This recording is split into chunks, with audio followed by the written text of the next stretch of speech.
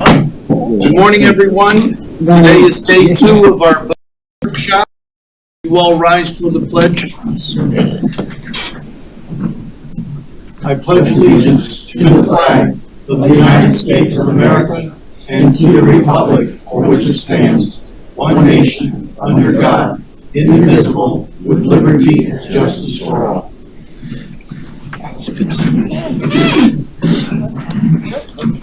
Sarah, would you please call the roll to ensure that we have a quorum to conduct business if we need to? Yes, sir.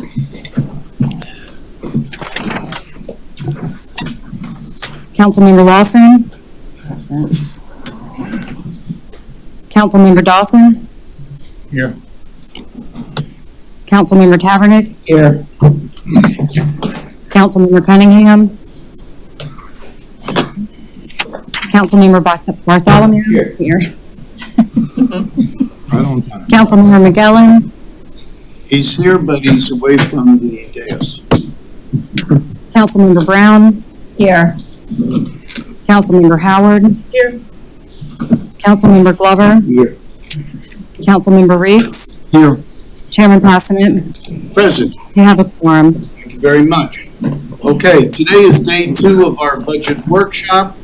I'm not going to do any opening statements for day 2 other than to say day 1 was a very successful opening day for us. We had a lot of presentations, learned a lot of things, came away with a lot of takeaways. So day 2 begins. Our county administrator, Mr. Greenway. Good morning. Good morning.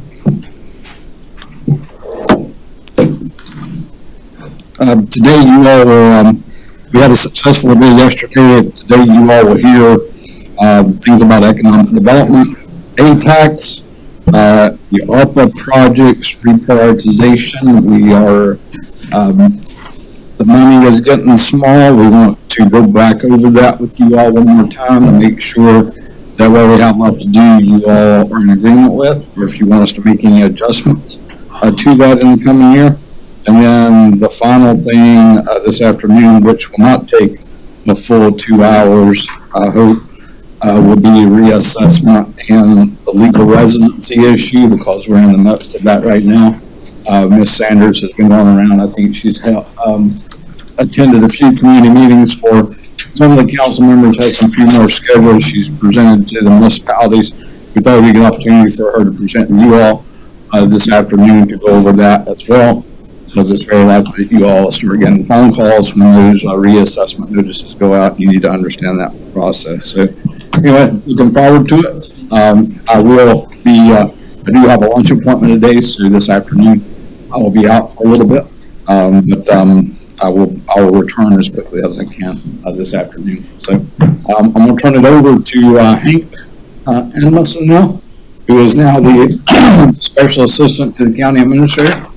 Many of you know that Hank came to us from Colleton, Marlboro area, and he and his family relocated here. He's been a very successful addition to our team. I'm proud to work with him every day. He and Tom are going to be tag teaming these next 2 events, next 2 topics for you all. Come on over here. Thank you. Good morning, everybody. Good morning. Sorry I missed yesterday. I had a full day. I guess it was a full day. Oh, yeah. Hopefully today won't be as full. We're going to try to go quickly, but not rush through things, but also not beat them to death. I'm going to have a presentation to take you through some slides. I'm a little disappointed that my partner in crime, Tom, is not here, but I realize now there's a good reason. I just texted him a minute ago saying, what the heck is up with that? He has COVID. Yeah, that's a good reason. Please don't be here. Oh, there you go. Oh, no. But we're going to tag team through this, and as part of the workshop with economic development specifically, we wanted to take you through kind of a detailed history, because this has happened over multiple councils over a long period of time, and a lot of times we go in meetings and hear big numbers or big questions, but wanted to give you a good foundation from which to operate. I also am going to take you through a detailed look, kind of a way that you haven't seen it before, of how the county's investment has been used into a little bit more of a granular level, so you can see what's going on. I think we can all agree that economic development his noble and valuable endeavor. However, it's kind of a mystery to a lot of people of how it happens and what goes on. Additionally, we can all agree that even I've lived for about 15 years in the region, Beaufort County has had kind of fits and starts in the past with economic development. But we'll show the story today where in about 2015, County Council took the bull by the horns and said, let's make a plan. We'll take you through that, how that's gone on. We'll start with that creation story of the corporation.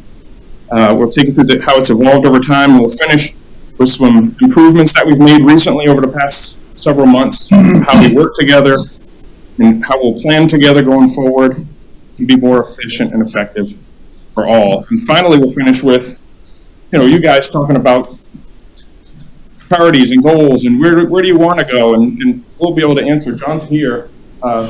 It's not really to go through a performance, because a lot of us went to the Converge Summit. We know about that side, which is a good presentation and a lot of good things. I just want to show you what your investment is, so that when you guys receive requests or have questions going forward, you on which to operate.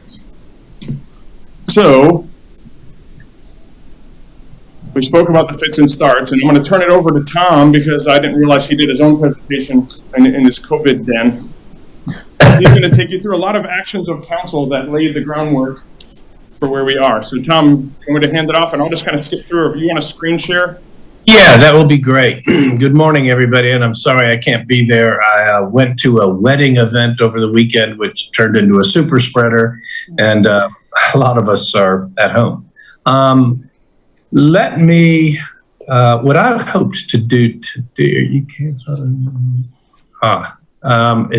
what I want to do is to share my screen with you and to show you kind of over time how Beaufort County got to the Economic Development Corporation where we are. Sarah, is there a way that you can stop sharing your screen, because it won't let me share mine? Okay. All right, here we go. So Beaufort County's, so all of the current iteration of economic development started around 2015 after a rocky period of time where we didn't have any economic development entity for a while. We had one before that failed. If you could. Hey, Tom, yours is not showing. If yours is not showing, I've got all your bullet points in a slide. If you want to go through the start to that 2015 resolution. He muted himself. Yeah, you muted yourself. Oh, good, yeah. Can't hear you, Tom.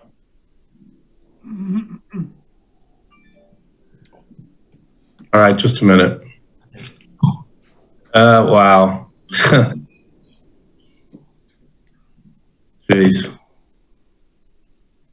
Can you see my screen now? Yes. Okay. You can hear me now too? Yes.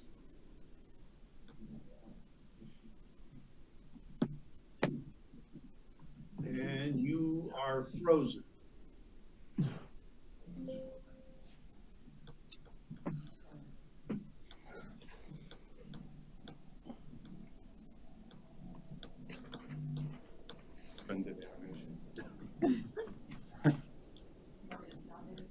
Yeah, that's fast.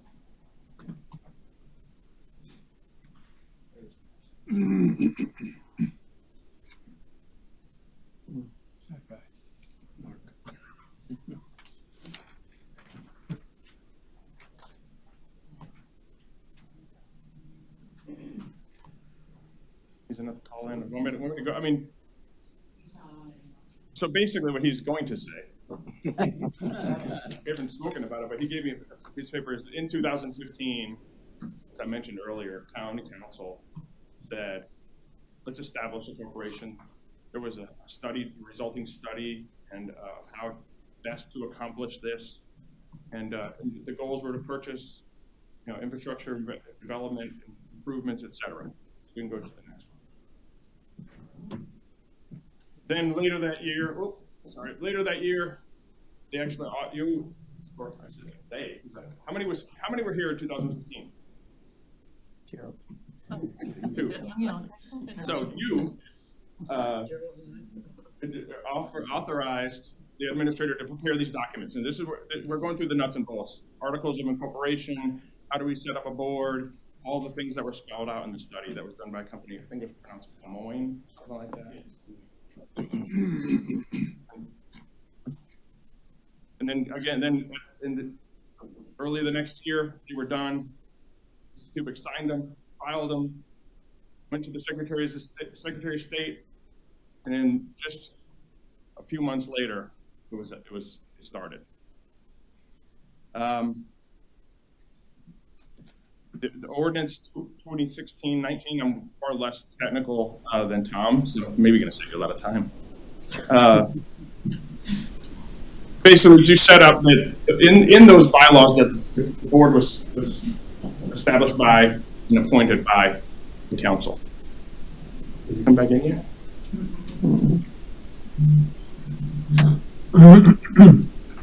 Later that year, we already started talking about, I don't know who knows the history, but there were a lot of discussions over the past of what and if the county should be in a regional economic development alliance. I know there was talks with Sumter and Charleston, and there were just very disparate discussions. And finally, I think Commerce was saying, you guys got to join an alliance.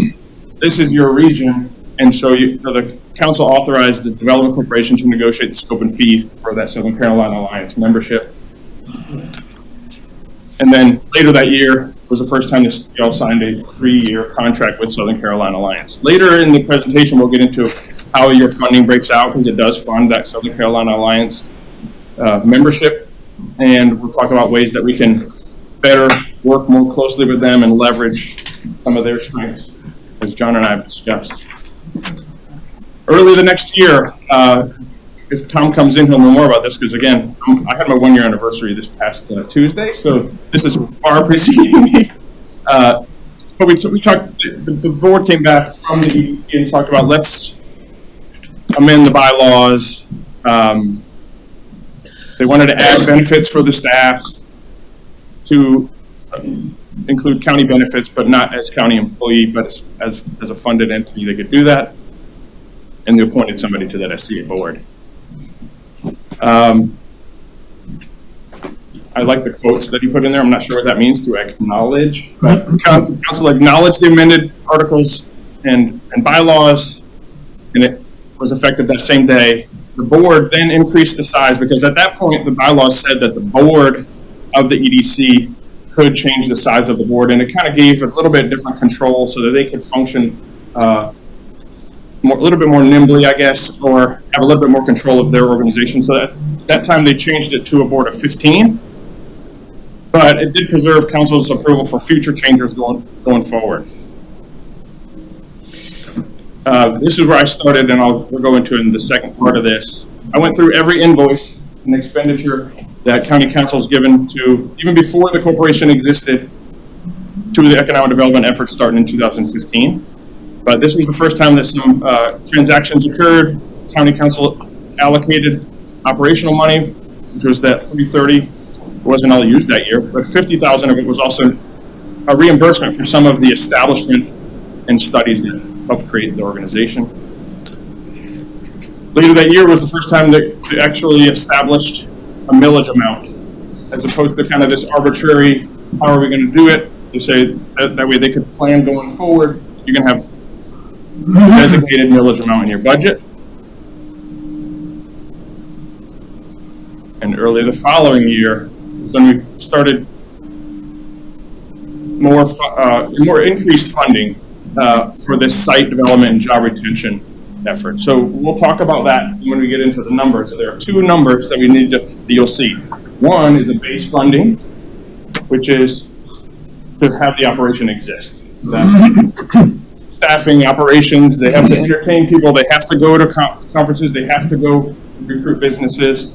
And then there's a separate site and jobs, which is the one we'll really dig into, because that's what we're for the creation of. new sites, betterment of sites, and jobs.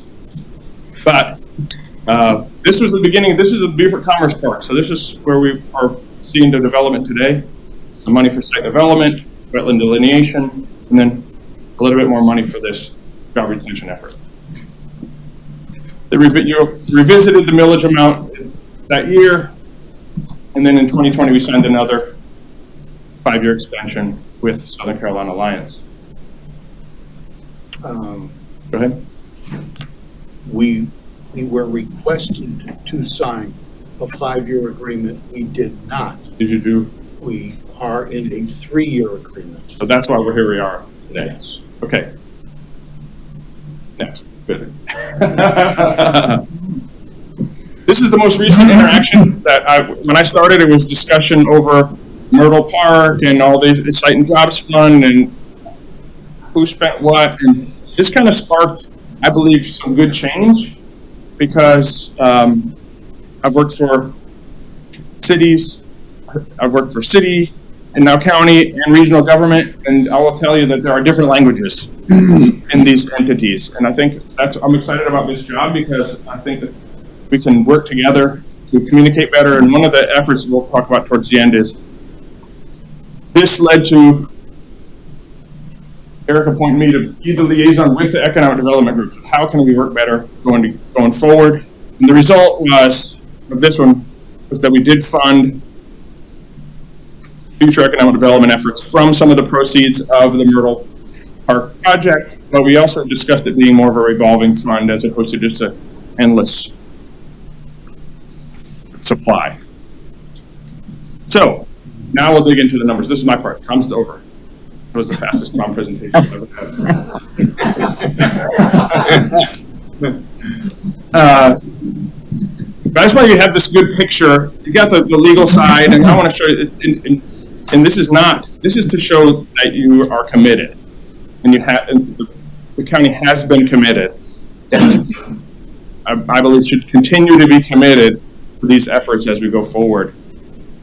And so, starting in that 16-year, that was starting in 15 to 17. Those are the monies that were spent to create this organization, and you'll see it ramp up, and you'll see some spikes, some 900, or you see some over $1 million. But the way that the site and job or the extra money works is it rolls forward, so you'll see some higher expenditures and lower expenditures, but I'll get into how that works. As you see, it went that the first partial year of the operation organization was 17-18, and then it continued to increase. That 2020-2021 large number is because, again, back to that's what we want to tell this better story. That was not all spent. $600,000 of that is in an escrow to help back up and backstop a development. And that had to be done because, by my understanding, John can tell me, that had to be done just because of the sins of the past that were not part of county operation or EDC operation. So nobody believed that there would be a willingness to stand behind, so that I think there was kind of a put up or shut up, let's put it in an account so we know that it's there. And then in this current year, we're at that 988. That is the full base funding, and I'm not sure if there'll be any more site and jobs, but we still have another 6 months. So I'm sure there will be. But everybody talks about this big number. That's why we want to break it down, because when you say that, I'm like, hey, man, that's a lot of money that we put into economic development. It's true. It is a lot of money, but now we'll talk about where it breaks out. So you can see that it's not just going to some slush fund, right? So this 152 is creation. The base funding is adding up of that. It started out at $205,000 because it was a partial year. Then it was $330,000, and today it's $375,000 a year, which is for the base funding that covers John and Charlie in the office and operations and travel, etc. Just the basics. We also, our Southern Carolina contribution is $120,000 a year. The first year was 90. I would assume that's because it was a partial year. But that's a significant investment, and we've discussed how to better leverage that, how to better participate, and there's no pushing or pulling, but there are different needs throughout the region, and we think we can do a better job of communicating those needs and requesting support in certain areas. An impressive number to me is, so of that, 2.4 is into this, that's the Site and Jobs Fund. We call it account 1010.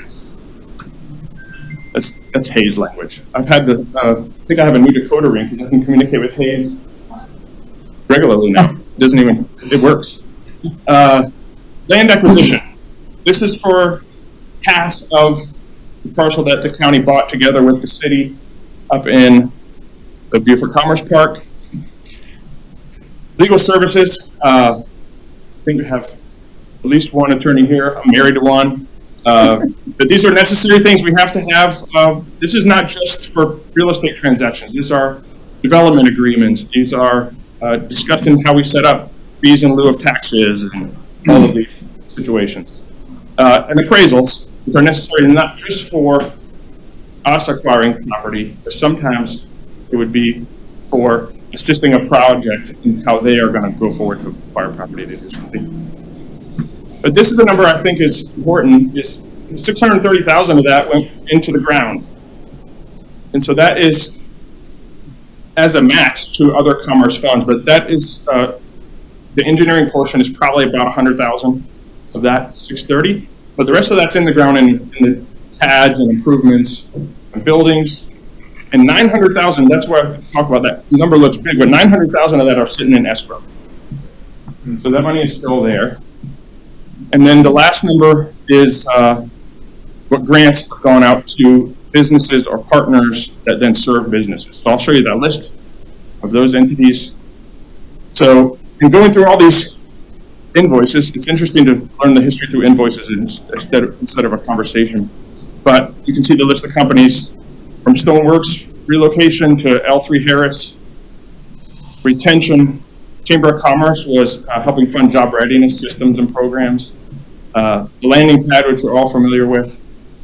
Fellow Farmers Co-op was a smaller grant. RX Industries, Magnus Development, that would include some covering costs before they leased it, the current building. That would include paying for part of a demising wall which separated the space. Norman is the user in that space, and they received a relatively small amount of money, but it was for their job creation incentive. Same thing with RLB Distillery, and most recently Blackwoody, which happened this year. Where we've improved, as I mentioned earlier, I believe is an uncomfortable interaction, I think, helps spark a good collaboration. And so since then, John and Charlie and I speak regularly. We meet, we have lunch, we discuss projects ahead of time, and we've talked about it. I think it works better this way as opposed to the county and council not knowing anything necessarily about a project, and all of a sudden there's a proposal of, hey, let's do this. I think we can better tell the story both ways, from council to the corporation and the corporation to council. It's a real team effort. We have better and regular communications going forward. Now, for you guys, is basically a discussion of. Hey, could you elaborate a little bit more on? No, go back to the other slide. This one? Yeah, liaison. Tell me the role of. Well, you have to ask. Oh, okay. Eric. Yeah, I just need to know the relationship between you and the Economic Development Corporation and council. So, And council. well, it's liaison, so you're between somebody. So between you. Okay. Yeah, Hank is the liaison between the county administration and the EDC, because we were having some pretty clear communication issues back in the summer. So I asked him to step in and try to make sure that communication and the direction of the county administration was clear to the EDC, and that EDC had an opportunity to communicate the direction they wanted to go through Hank. And that's been a productive decision and a productive relationship so far. What we need to hear from you all today is many times, and again, we're not saying anything is necessary or not, but sometimes we hear council members say, well, we're contributing a lot of money, we should have more representation on the EDC board than just, the same amount and everybody else. So if you all want us to do that and work with John on restructuring some of these things, then we just need your feedback today. And also with the SCA, we're going to have the contract coming up for renewal on that. I'm not saying we need to, I have a good working relationship with with Danny Black and the SCA. I think it's beneficial for us to be involved with them. So we're just looking for your priorities and goals as it relates to EDC, because there's been a lot of talk about that since over the last. So just understand what you would like to see. One of the things that I do like about the Economic Development Corporation is that it places a balance of entities on the board. The county's on there, all the municipalities on there, and it's almost like even though we're funding and we're putting up most of the money,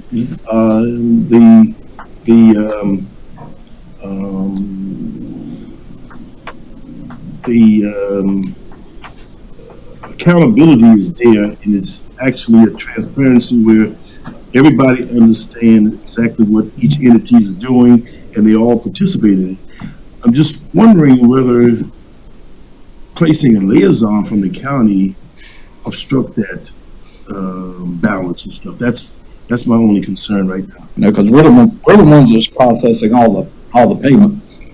And, I know that. yeah, so in order to do that, I have to make sure that that's being done properly and that we're following that process, and that's, you know. So that's It's not protection. a complication of the issue. I think it's a good question. We don't want to add more layers. Right. I think it basically is, instead of every conversation, any big county, it's hard for everybody to have to talk directly to the administrator, because there's so many entities and employees, and simply establishing me as the contact. That's all it really is.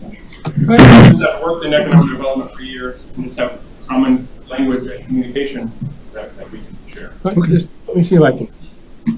I was at the 4-hour briefing, annual planning, and as I understand it, Hank's the liaison, but not on the board. Is that right? Right. That's correct. Okay. But there's a spot on the board for a member of council, right? That's correct. Okay. And John O'Toole told me, quite frankly, that when they have their meetings, anyone from council is invited to attend, even though they're not a member of the board, and he would encourage us to do so. I also learned at the last meeting that the dues that we pay are higher than everybody else's. However, there was an adjustment made with the municipalities this year. I'm not sure, John, was it voted on to increase from 25 to 40,000? Yeah, so everybody agreed to do that, but there was no increase for the amounts that we contribute because it's a significant standing loan. The meeting was well run, very well organized. The board chairman did a great job. John is not the board chairman, there's someone else who's the board chairman. And all of the people who were there representing the municipalities all had a great deal to say about the corporation and how it runs. So I think you're right, the transparency is fairly clear, and I think we can all participate as our availability would dictate at the meetings that the corporation holds. And I think having Hank over there as well is a welcome addition to the meetings, because you'll be there at all of them, and then you'll be reporting directly back to the executive staff or to the county administrator on what's happening. I think that's a great, a significant accomplishment to have you over there. We're not sure yet who's going to be appointed as the liaison to the Economic Development Corporation, but that's a matter of some discussion, and I expect that will be happening before the end of the month, more than likely. So I think whoever gets that job will be a full participant in it. My only concern is that we're not putting another layer of bureaucracy above them, that's all. And that's why I raised the question. If I didn't think we were, I wanted to make sure that we're not doing that at this time. So, yeah, I'm glad to hear that. Yeah. Thanks, sir. May I speak? Yeah, go ahead. I'm the one that would like, I've written, I think you received my email, that I would like to be appointed to the board for many reasons. One is I came from Washington, D.C. I work for an international bank, and I dealt with a lot of high-end corporate executives. And I have on my list all these companies I like to bring to Beaufort County. And we're not talking about just a few $1 million. I'm talking about a lot of money. Financial services company coming to Beaufort County is going to make a huge impact. And I think, anyway, I would like to be on the board at I'm putting that out there. Okay. I don't want to go into all the details now. I think that, the appointment, I think probably would lend to some discussion on that, like, Mr. Chairman. Okay. But in addition to the appointment, I think you helped lead into the next kind of portion is sure. as council, as you're not the board or on the board, but because you're involved, it's important for you to think about what do you want them to focus on? What are some priorities? You just mentioned one, financial services, headquarters, tech. These are the things that I've seen it demonstrated. Not only you get to go to the meeting, but you'll be involved in the intimate discussions. Mm-hmm. Yeah, so now is the time for us to discuss priorities and goals. I will start by saying I've been on county council for 4 years now. And in the 4 years, I've heard about 2 areas of the county for development. The Lebico site and Yemisi as logical places to bring industry into the county. 4 years later, we're still talking about them. So the question is, when do we stop talking and when do we start action? We clearly were shown yesterday growth is happening all over this county. It is going to continue to grow. People are going to come to live here. If they come to live here, they need a place to work. Work is a key element of economic development. What are the kinds of workplaces do we need for the growing population? So that's the focus I think we should deal with right now. I'll open it up. Who would like to start? Well, I think some of the questions are all kind of industries that we seek to place in these locations. And there's always been, I think John talked about it at the planning session, there were 2 focuses. One was aerospace. John, what was the other one?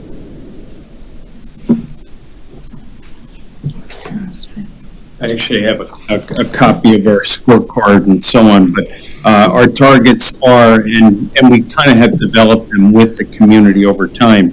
Aerospace, back office operations, bio and life sciences. You heard at Converge, Secretary Lightsey's putting more attention in that area. We do have Alpha Genesis in the county already. Defense, cybersecurity, green industry, headquarters, healthcare, insurance and financial services, light manufacturing, and then supply chain to hospitality and tourism. I know it seems like a big net, but those are the industries Didn't they that talk find. about automotive as well as a goal? Yeah, transportation, we are working on that with That's a SEA. very big list. I think it's maybe more narrow on some industries as priorities, and then do the necessary reach out to the organizations that may have an interest in moving here. I read in the paper today that an organization went into Colleton and they were considering 20 different locations. And I think that's what the corporations are doing these days in all of these sophisticated industries, is they're searching for places to go and they're not focusing on 1 or 2 places. And maybe we need to focus on 1 or 2 industries to try and move some people down here who have a desire to move from wherever they happen to be, whether it's the Rust Belt or the snow shovel belt that they're in, and maybe come down to this area. But, we talked about that, and I know you have a focus on that, but it might be time just to isolate a couple rather than a dozen, because it seems you and Charlie are going to be spread pretty thin if you have all these places to go. Yeah, to your point, Councilman, the list is broad because we think the communities has to know what we find acceptable, because we don't want to get 90 yards down the field with the company and it not be acceptable to the community. But with that, with our budget, I would say in the last year, we've focused a lot of attention on cybersecurity, technology, back office operations, and aerospace. So our budgeting is tight, believe it or not. And so we don't really hire lead generators for all of these areas. But I think it's important conversion, letting the community know what's on our list. That's where green industry came from, and like Glassworks was a good fit within that bucket.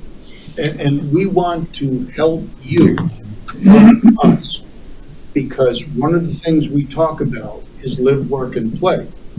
You want to live, you want to work. You want to work close to where you live. We have a finite amount of dirt left in this county, and we have to have that delicate balance. Every one of us represents a district in the county. So you can hear 11 different opinions about what I want in my area, correct? Absolutely. Now, can we accomplish all of that this year? No. But can we do some sort of planning to say, in this particular area, with this kind of land that we have there, this is the target audience that we should be looking at?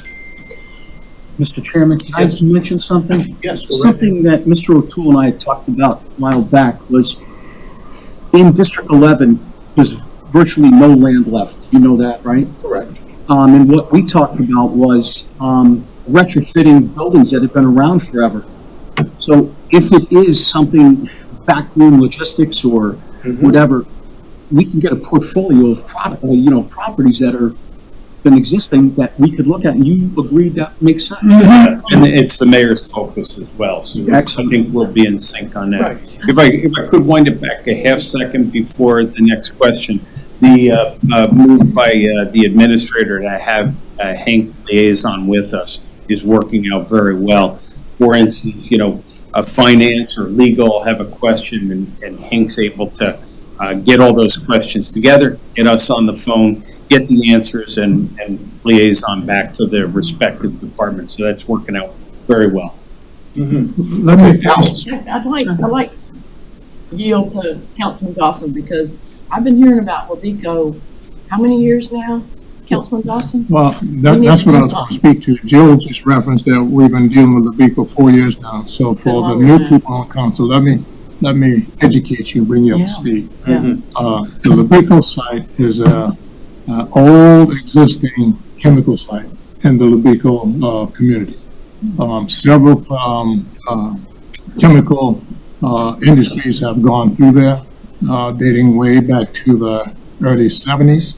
And so the last site, the last industry, I forgot the name of them, but they actually shut down and abandoned the site. Okay. And the site is actually, it does have some contamination left. There's some groundwater intrusion as far as contamination is concerned.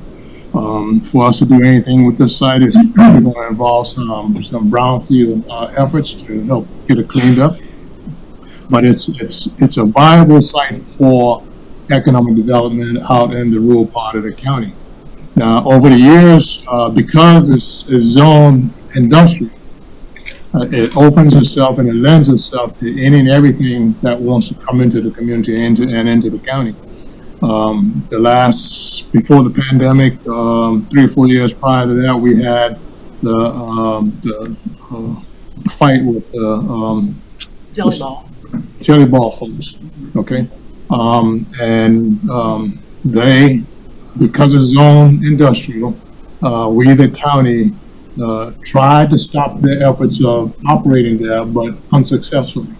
Now, they operated partly on St. Helena, and they did part of the operation there at the LaBeco site as well as some operation over in Carleton County. A year later, they came back again, wanting to set up and run the jelly ball operation. The jelly ball operation was disastrous to our waterways, our fisheries, and so it's operation like that we don't want in the county, let alone in the LaBeco community. And so, in our efforts to move forward in economic development, John and Charlie has been working on this site, and it is a slow process. But there's an additional, I don't know the acres, but there's 2 property owners adjacent on the site, and so John and Charlie is trying to incorporate those two property owners into the chemical site. And then let's just make that industrial park, okay? And so it is a slow process, and I can understand the frustration. But the bottom line is we got to keep moving forward and working on this, because if not, we're going to continue to fight folks like the Jelly Ball who see that as a primary flaw. And that's just the first episode we had. God knows who or what's going to come next. Mm-hmm. Yeah, and I have some additional information on that. Just, with the chemical property, that's what's delaying it, because we've commissioned phase one, we've done a weapons study, we've done the appraisals, we've done a lot of work out there with the Economic Development Corporation's assistance. We're now in the process of getting the phase two for sure, because one of the things is we do not want to bring that forward to council and have everybody stand up and say, well, has the county administration, and there'll be environmental groups that'll march in here and stand right here and say, well, has the county administration done everything they need to do in order to prove to y'all that this property can be redeveloped without it being an environmental issue? And then when I come before you, the answer to that is going to be an emphatic yes. We're going to have the process laid out. We're going to know what the conditions are. We're going to know what the issue and what we need to do with DHEC with regards to voluntary cleanup on that property. These things happen all through the state. They can become an asset. It can be an asset for the county, and we're on the verge of bringing that forward to you all for your purchase. I'd like to add, I've read the phase one. I don't know if Councilman Dawson's had a chance to or not. It's clean. It's a great site, I think, in my opinion, as a brownfield type. And there's land next to it that's not contaminated. Mm-hmm. So, yeah, we need to move on this. Yeah. Yes. We did some preliminary cleanup after the community got up in arms. Dick basically brought state in to haul off the materials that were above ground, and some of the debris is still left where they tore down the buildings, and that's got contamination, as well as some ground wells site contribute to the groundwater intrusion as well. So there's a lot going on out there, and so we just have to methodically work through the process of actually getting it cleaned up to where we can make it a viable site for. So now we're talking about goals and priorities at the same time, because just what you said, priority-wise, we have to do something with that property because it is already zoned industrial. So any industry that looks at that says, all right, it's zoned, I'm coming. And if we don't want that, we have to do something about that. Goal-wise, we have to set some goals to do whatever cleanup we need to do to make it a viable piece of property the way we want it. Agreed? And to have control of it. Yes. So this fits perfectly in. I'm going to throw a lure out there for the ARPA presentation. But you'll see in the infrastructure bucket, which is basically all that's remaining, one of the core uses for ARPA funds is the extension of water and sewer, especially for economic development and safe water issues.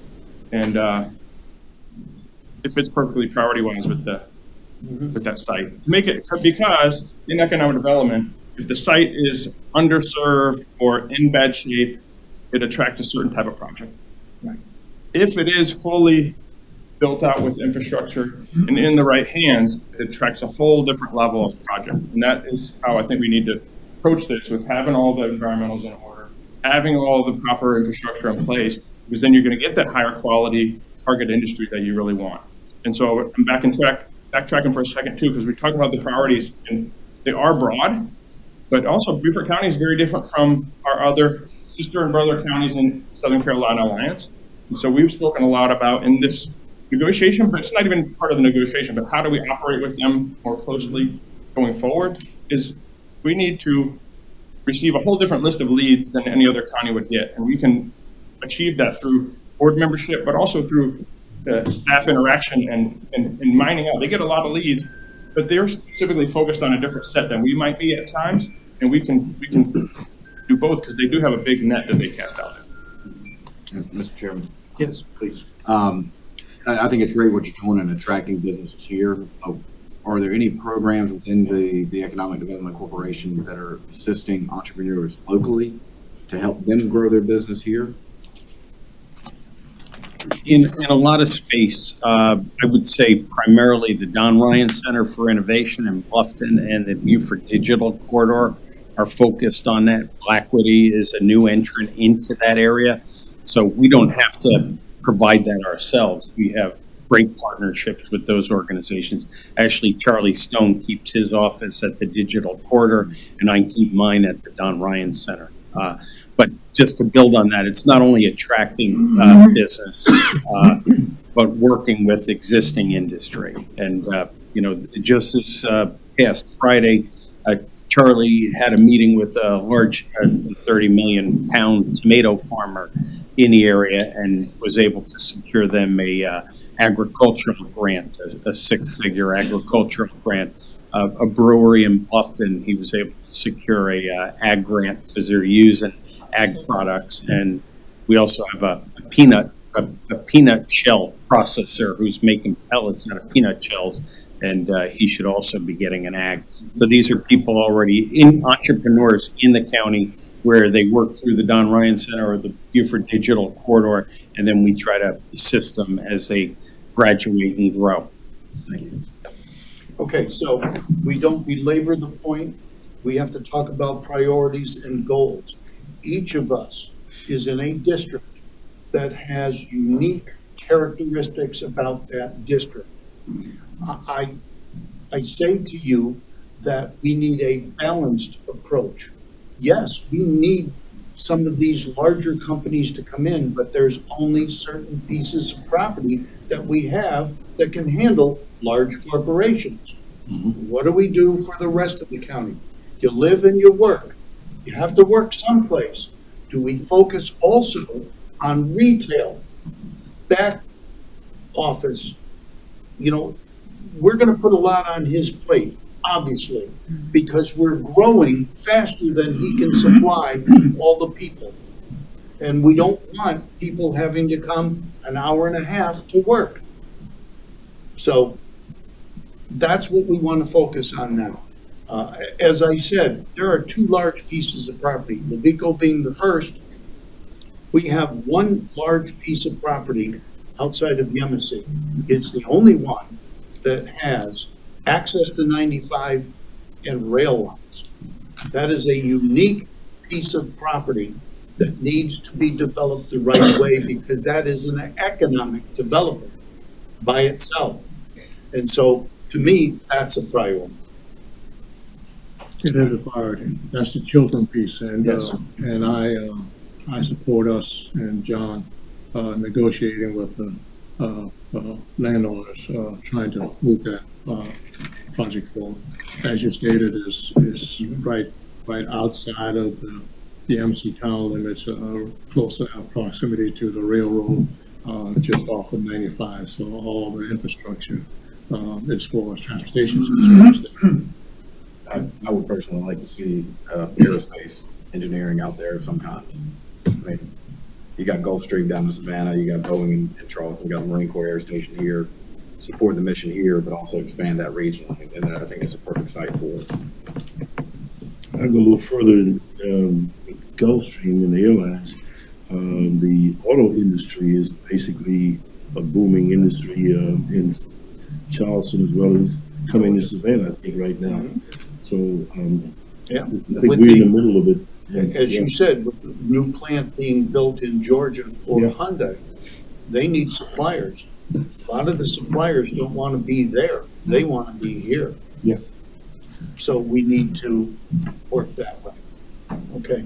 Does that give you some idea of what we, the council, think are priorities and goals that we want you to do? That helps you? That's great. I'm sure Hank will add. We had a meeting with county staff just last week on both parcels. So both of them are working their way through the system. As the administrator Eric said, that voluntary cleanup contract keeps the responsible parties in place on the Levico one, so that's important that we follow a process so that you don't put the taxpayers in a liability situation. So that's that. On the embassy, we have another drone company, passenger drone company out of Israel we're speaking to that would be an ideal next generation aerospace company, and we have a follow-up meeting with them on Monday. Commerce has appointed a project manager on that one, some 460 jobs averaging $89,000 a year. So we have a prospect there. We are also talking to an electric truck manufacturer out of Austria that would look at that site as well. We think it's green industry. To the point of the penny tax, and working really well with the planners here at the county and the administration, is that this really could be a environmentally great development, a national best practice, and we're having great conversations with staff on that. But you really can't pick who's going to buy what we have. But I think we have the expression Hank used earlier. We have the right lures in the water to attract industry, and in particular when we get up in the embassy and in Levico, I think it's important that we work really closely with our, I'll call them environmental partners or environmental enthusiasts, so that when we bring a project forward, we don't have resistance. We might expect support. So, thank you. Okay. And your guidance is helpful, it's on track, and it's what we've been charging ahead with the administration. Okay, is everybody satisfied with what, kind of the priorities are going forward? Because this is moving fast. We know that people want to come here. We know we have some desirable sites. We know that there are other things that can be done along the way. Paula, you wanted to make another regarding David's comment about aerospace, Northrop Grumman's headquarters in Fairfax, Virginia. I have them on my list to contact as well. But all the people I want to bring in here, the financial service companies, head fund manager, whatever you want to call them, they all have Gulfstreams. And they all fly their Gulfstreams down here and have the maintenance, right? And they stay over in Palmetto Bluff, the majority of them. So I was wondering if we have on the list maybe to bring Northrop Grumman down here, their headquarters down here, and put it in the northern Beaufort County. I just thought about that because I actually have them on my list to contact. We don't have Northrop Grumman specifically on our list, but we have in the past participated in international air shows with Department of Commerce. We met SkyDrive, which is located in South Carolina at the Paris Air Show. Yeah. So we work really closely with Commerce to develop leads. The key is, to the chairman's point, if we get the site ready, for instance, this Austrian electric truck manufacturer, their timeline is 24 months. So that would give us one after they pick the site to be open. And so that would give us enough time to get the infrastructure in place to support it. But a lot of times, and it's Hank's experience as well, I'm sure, sometimes the timelines are much tighter than that, and a Yamassee or a Levico won't fit the bill. So it's important we're doing the spade work we're doing today. One other question. Is our Hilton Head Airport, it was expanded. Is it going to be big enough to put Gulfstream 2, 3s in? Do you know? I believe so. Yes? I would ask John Rembold, but I believe so. The planes I landed on there seemed larger than the They live on Gulfstream. Hilton Head, they fly the planes in, and they have a company here. Yeah, I guess. I know that's one of his targets is somebody who would service high end. There's only, again, limited land around that airport. And so we talk about that regularly. There's interest. Is it highest and best use? Is it something that really fits with the lifestyle? We consider all of that stuff in the discussion. Yeah, next Tuesday, Hank and I have a meeting with John Rembold and the folks on Hilton Head about a prospect company. If that's acceptable, we'll move forward with that. If not, we might put this development site out for proposals, aerospace proposals, some 14 acres. Because there's a lot of land up in Libico, right? Is that it? Am I right about that? That'd be about 200 acres combined. That's the MSC, 800 acres, right? They also fly their private MSC's jets. 850 is what we're identifying. They also fly their private jets into Beaufort County Airport here because they're members of Secession Golf Course. But that's an issue there is the runway length can't handle the larger planes. Yeah. And for obvious restriction reasons with the marsh. There's only so much expansion that Small can happen. planes. Yeah. Because I've spoken to several of them that, Yeah.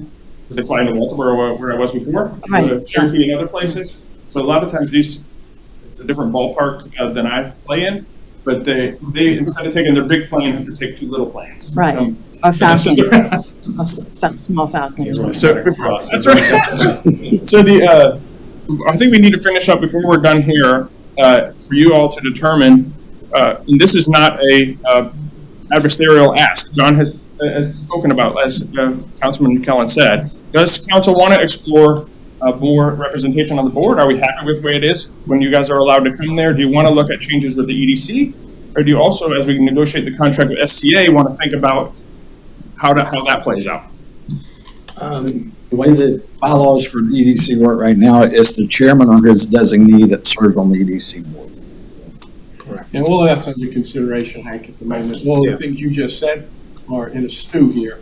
Got And I'm hoping that before the end of the month, we'll have answers. Okay, just wanted to throw it out there so we make sure we cover all our bases today. Before we go to the next thing. It's covered. Yes. Mr.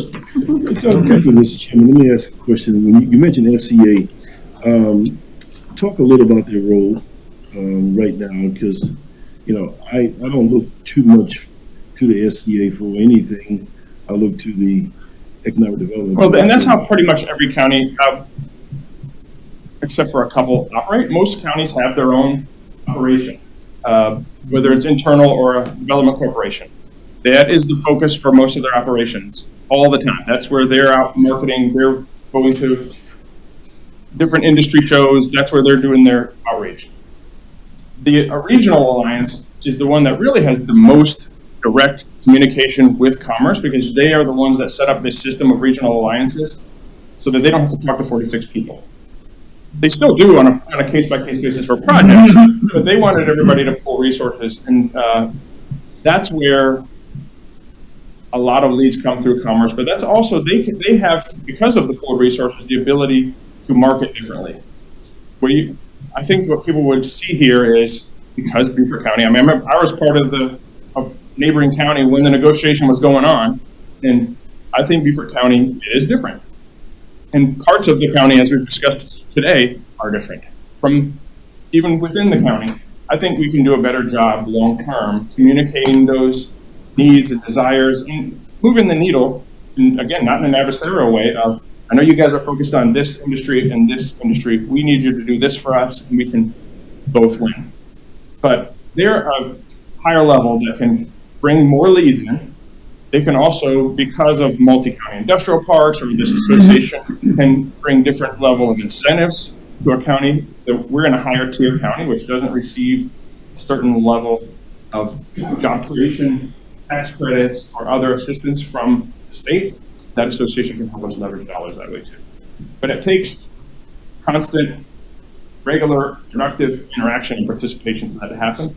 I think that's something we can focus on.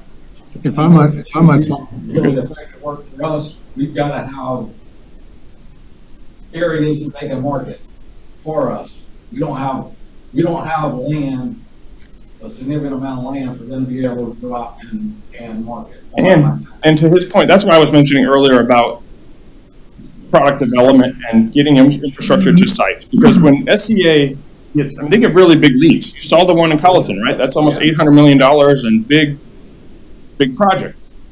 There was a development of that product for years to have 1 million gallons of water available there, to have the roads and infrastructure in place. Because when these companies call John or anybody at SCA, there are a few things.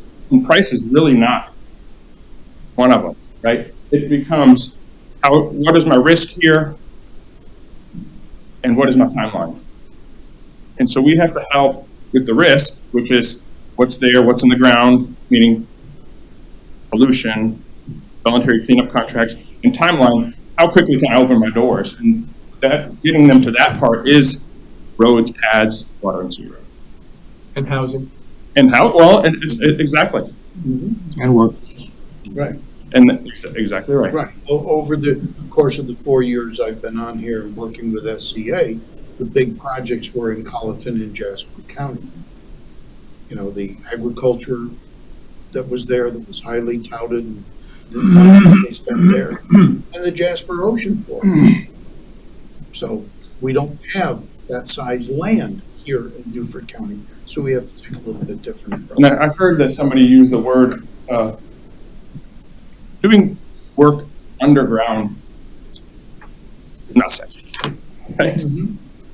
But that is what that has to be in place for these things to happen. It sounds, and that's why I remember in Colleton and Jasper, they would say, man, these guys have been spinning their wheels forever. They're doing, what are they doing? But it's kind of like when you build a building, getting to the ground level is the majority of the time and effort, and then the vertical portion can happen.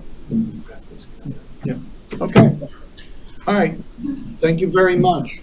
Do we need to take a break before we move into the next part, or do you want to just keep right on rolling? What is the next part? Keep going. Next part is we're going to talk about ATAX and then tourism priorities. So it's okay. We'll just keep right on moving. How much time is your next portion? Who has that? You. Well, you're here already. How much time will that be? I don't think it's going to be that. It's not going to be as long as what we just did for sure. Okay. Okay. Then we'll be okay with that break. What do you think, everybody down here? Good. Fine, keep going. Okay. Well, hello, Hank. Hey, Ron. Good morning. Again, there's a lot of discussion around county and cities and towns of what is A-tax, what is H-tax, and again, things have happened over time that Tom hopefully is connected via the interweb at this point. So he's gonna do his portion because I don't have his forms on this one. Okay. What he's going to do is take you through a history of what is the state law on A-tax. There are three different things, and they are different. State A-tax is number one. It is closely defined in how it's collected, what you can use it for, and who gets to give it out. Local accommodations tax is on, both accommodations tax are on hotel rooms or any short-term rentals. Hospitality tax is on restaurants. We only collect on those that are in the unincorporated county. A local hospitality and accommodations tax gives you all the most flexibility to utilize. And he'll go through that in, I guess, history and legal lesson on those two.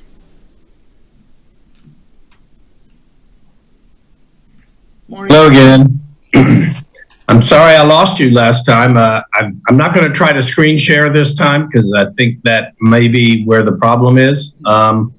So I won't do that. Can you guys hear me? Yes. All right, good. So I want to start with the state, the state A-tax. The state code allows for the collection of 2% of local A-tax by the state. And this is in Code Section 12-36-260. The state code then mandates to the local governments how that money can be spent. The first $25,000 that the counties receive go to the general fund. It can be used for any purpose whatsoever. A 5% balance of the amount that's remitted by the state is also put over into the general fund for use by the county, however it deems fit. And then 35% of the balance has to be allocated to a special fund, and it has to be used only for advertising, promotion of tourism. And, the state code requires local governments to select, the language is shall select, one or more organizations such as a chamber, a visitor and conventions bureau, or a regional tourism commission, which has an existing ongoing tourism promotion program. And only if no such program exists can the county establish its own. And some counties have established their own, but that's not an option, in my opinion, for us because Beaufort County has such organizations. The state statute also says that, and this is something that we are as diligent in doing as maybe we should, but it provides that before the beginning of each fiscal year, which of course is July 1st, an organization which receives the funds from the accommodation tax shall submit for approval of a budget of planned expenses. And it also says that at the end of each fiscal year, which is June 30th, organizations receiving these funds shall render an accounting of the expenditures to the county which distributed them. So there's this accountability that we've heard a lot about. This is the provision of the code that addresses that. And in my opinion, the county can be as aggressive as it wants to be with regard to the budget that it expects to receive from these organizations that request funds from our DMOs, and as aggressive as it wants to be with regard to an accounting of the expenditures. Now, I'm not an accountant, I'm not a financial guy, so I don't know what those things should look like, but obviously we have the staff on board that can do that. So after we distribute the first $25,000 to the general fund, after we distribute the first 5% to the remaining 5% to the general fund, both of which can be used for whatever reason we want, and then we distribute the 35% of the balance to DMOs, and and I'll talk in a second when I talk about our ordinances, then the remaining balance must be allocated to a special fund still. It's the state ATAX fund. And it too must be used just for tourism related expenditures. Now the code is very specific about what tourism related expenditures are. And so I'm just going to ask you to bear with me for a minute while I tick them off. And the reason that this is important is because in our time, recently, we have used these funds and our local funds in perhaps unorthodox ways, but I think in ways that that satisfy the requirements of the state code. And I'll talk to you about exactly what one of those novel approaches was in a minute. But tourism-related expenditures are defined as follows, and this definition really is true for the three areas that Hank just talked about: the state ATAX fund, the local ATAX fund, and the local hospitality tax. So tourism-related expenditures include: 1, advertising and promotion of tourism as to develop and increase tourist attendance throughout through the generation of publicity. That's what we hear so much about when we hear, I think, from the Beaufort Port Royal Conventions Bureau and from the town of Hilton Head, town of Bluffton Chamber. They talk about the money that they spend, on this electronic data and these media platforms and all that kind of stuff. But it also applies to several other areas, and I'm going to tick them off. Number 2, promotion of the arts and cultural events. Number 3, construction, maintenance, and operation of facilities for civic and culture activities, including construction and maintenance of access and other nearby roads, utilities, for the facilities. And I'm sure some of you are dinging, hey, this is the kind of stuff that Jared was talking to us about the other day. Well, it is. That's exactly right. And we have the ability to use these kinds of funds for these kind of purposes. So anyway, that's number 3. Number 4, the criminal justice system, law enforcement, fire protection, solid waste collection, and health facilities when required to serve tourists and tourist facilities. 5, public facilities such as restrooms, dressing rooms, parks, parking lots, all of this, I'm sure you're dinging again with, this is what Stephanie was talking about. This is what Parks and Rec was talking about. Tourism, I mean, I remember yesterday was tourism, the Parks and Rec consultants, tourism, recreation tourism, all of that is this. So that's number 5. Number 6 is tourist shuttle transportation. Number 7 is control and repair of waterfront erosion, including beach renourishment. I think the town of Hilton Head uses a good bit of their money for that purpose. And then for operating visitor information centers. So those are the things that this money, and I don't know how much it is that we get every year, but those are the things that this money can be used for. And this is all through the state. Now, these funds, these state funds need to go through they need to go through the DMOs that we've talked about. And so let's talk about our ordinances. So our code of ordinances that deals with the state A tax is 66-29 powers and duties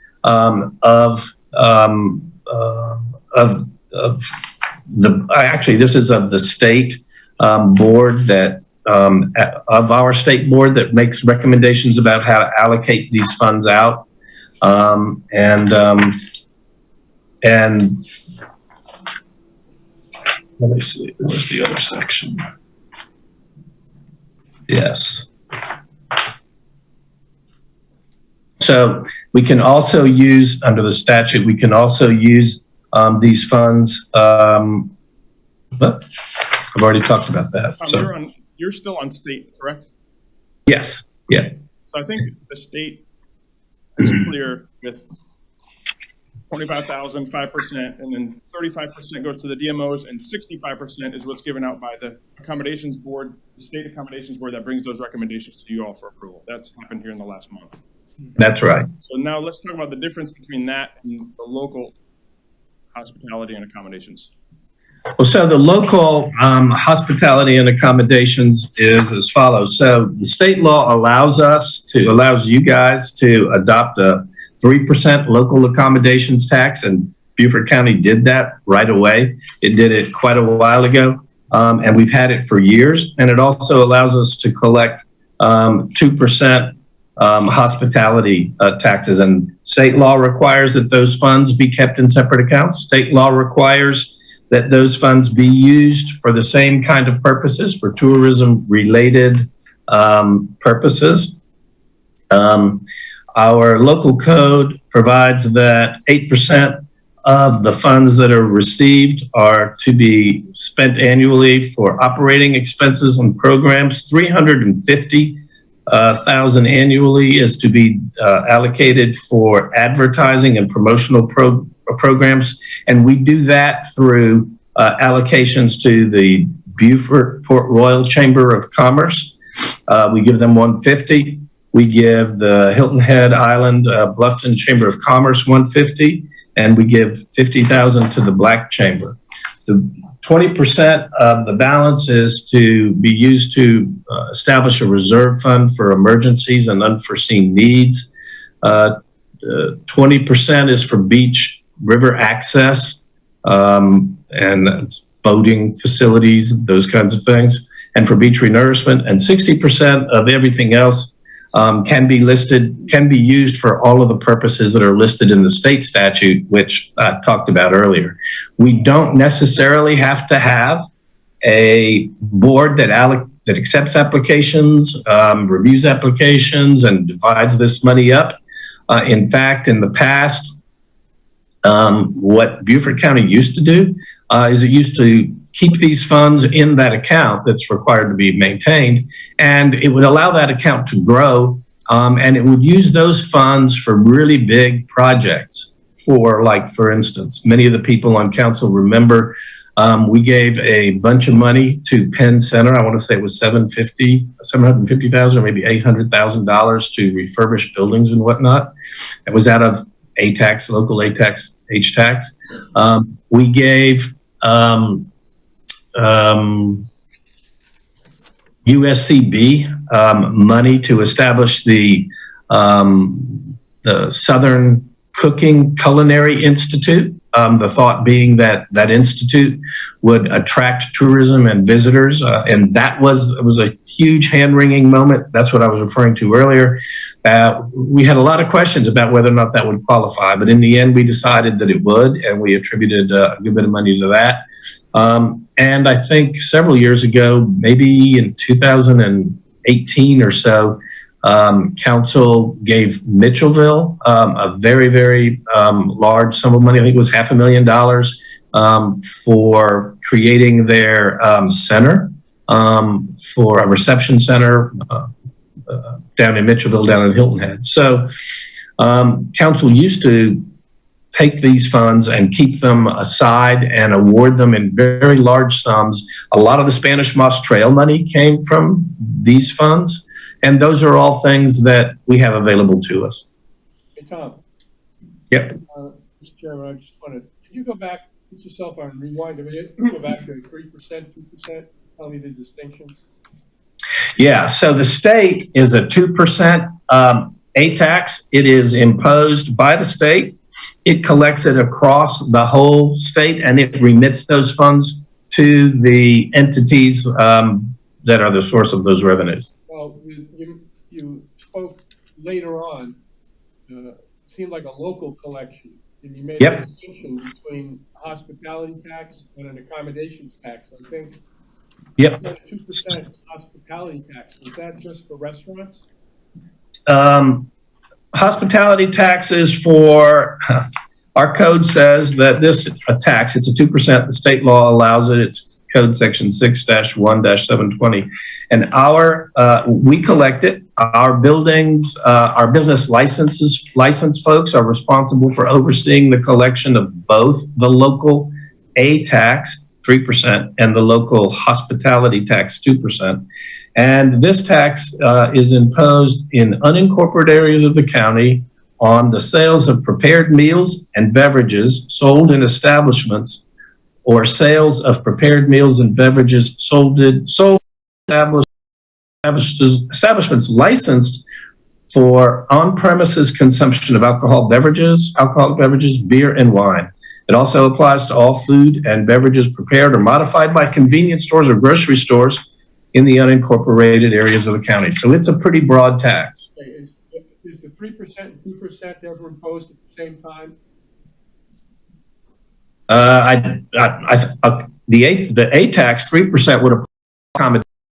No, I wouldn't think so. So if you're in a hotel, you're paying 3% on the accommodations. When you dine into a restaurant, it's 2% on that bill? Yes. Yeah, that's what I would say. I got it. I have a question, a comment. A few years ago, City of Beaufort bought cameras for downtown with A-tax money. I don't know if it was state or local, but that's perfectly legal, right? Absolutely. And that's what I'm going to take you through next is what are the actual collections and what others do with these funds and how you can potentially use it and how you plan going forward budget-wise. I have one other question for you or Tom. So quoting what you said about anyone receiving the funds have to submit shall submit a budget and shall submit accounting of expenditures, does that apply to all three or just the state A-tax? Well, I think that when you are giving out money for the purposes of this, I think it would be prudent to receive a report of how use of funds. And that's what I want. So in fact, I meant to end the economic development portion. I used this as a test case, and administration wanted us to bring back further reports of outside entities that we fund that we can then show how these funds were used. And it was a good exercise to go through so we can use it for other large expenditures that you give to others. But back to the A and H tax.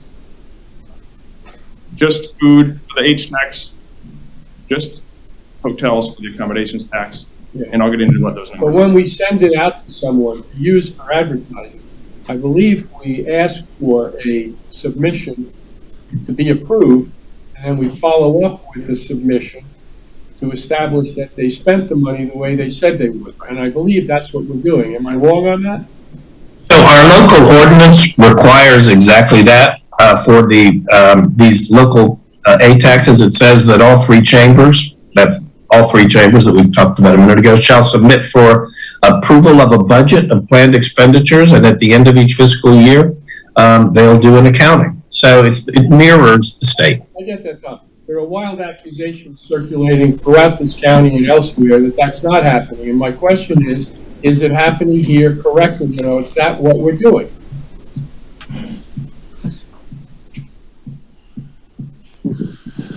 Some are better than others. Some are just getting audited financial reports. Some actually give us the backup for their expenditures, which is what I would prefer. Is it satisfactory to us what they're submitting in the request and then the follow-up? Typically, yes, sir. So all of this wild accusation that's circulating doesn't really apply to what we're doing with the money that we're distributing. I don't think so. So either it is or it isn't. Right. I don't think that, no. So piggybacking on Larry, when you say typically, with him, I want to hear that all submit an accurate budget and all submit expenditure report, not typically, and then some fall through the cracks. This is accountability and transparency on our part too.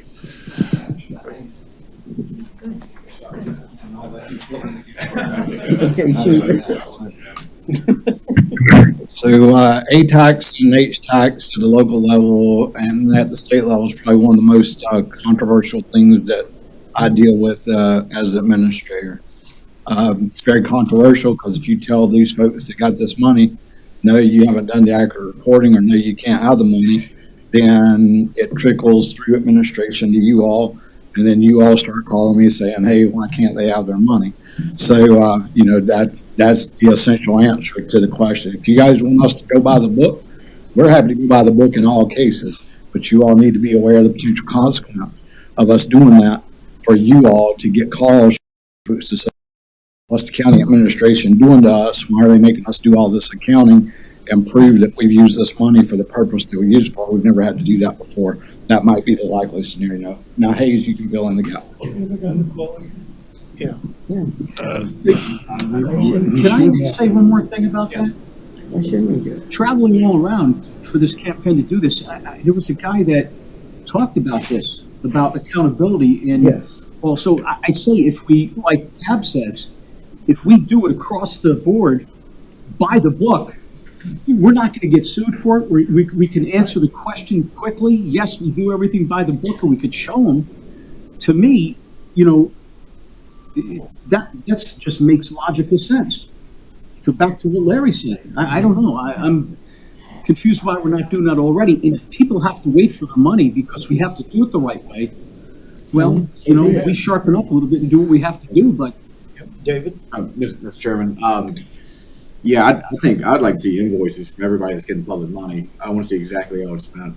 I think it needs to be as transparent as possible. And I know that's more work for y'all, and I'm sorry, and it's more work for those companies that are using that, but it needs to be done. There are DMOs that have absolutely told us without doubt that they will not reveal their secret sauce, that they will only give us audited financial statements. They think it's proprietary. Well, I think that we've got a clear path forward from y'all. Does everybody? I mean, we don't disagree. Yeah. But The point of local A tax and H tax and unincorporated, does that also hold true for municipalities? the rules are the same. The rules are the same. Okay. Because we've given you clear direction of what we want. We can't speak for a municipality. They may do things entirely different. And we'll hear that, well, so-and-so doesn't care. Why do you not care? And as Tom said, it says shall. Yeah. Pretty protective. Yep. And you get to determine, in my mind, the detail that you want. So just because one political subdivision doesn't require much detail doesn't prejudice you in requiring yours, but you need to, it would be helpful, I suspect, to identify exactly what that detail is. And to David's point, yeah, I'd like to see the receipts. We went through that in years ago. And as Hayes indicated, especially the town of Hilton, especially Hilton Head and Bluffton Chamber, they said, oh, no. We can't provide that to you. We provide that to you. It's subject to FOIA. And then all of our competition knows exactly what we do, how we do it, how much we spend on it, and all those kinds of things. So we ran into all of that buzzsaw. Can I just, let me ask Hayes a question, about what you said, before, about invoices with David's reference. And then you said there was another thing, was it an adjusted audit or financial report? Is that what you said? I mean, they will give us their internal audit. Some, they have an independent audit from outside agencies. Yeah. That if they're doing the audit properly and they have a grant, that they're supposed to be within those terms of the grant, spending it properly. And then the audit comes from an independent auditor, and is that satisfactory for us with regard to the records, or do we have to have line-by-line invoice for it? I mean, to me it is, but it depends on what level that we want to go. You know, some it is, some it isn't. I think we want to be at a level, Hayes. Well, I mean, some agencies do not get audits. Some are too small. Oh, okay, but then they'll have to comply in Correct. a way, yeah? Can I just say one more thing before you answer this? I think it's going to answer the same. Just one step further than what Larry's saying is, we get criticized. I don't mind getting criticized, but if we're going to get in a legal situation, that's what I'm saying. Are we able to avoid that based on, and by the way, the chamber, I think, does a phenomenal job. They have a secret sauce, that's great. But are we putting ourselves in harm's way?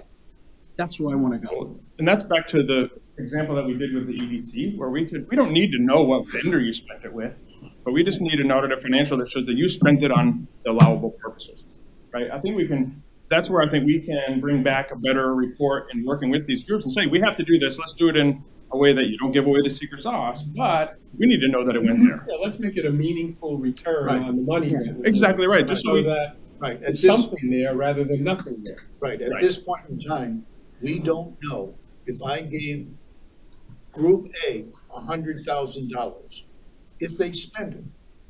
And did they spend it where they should?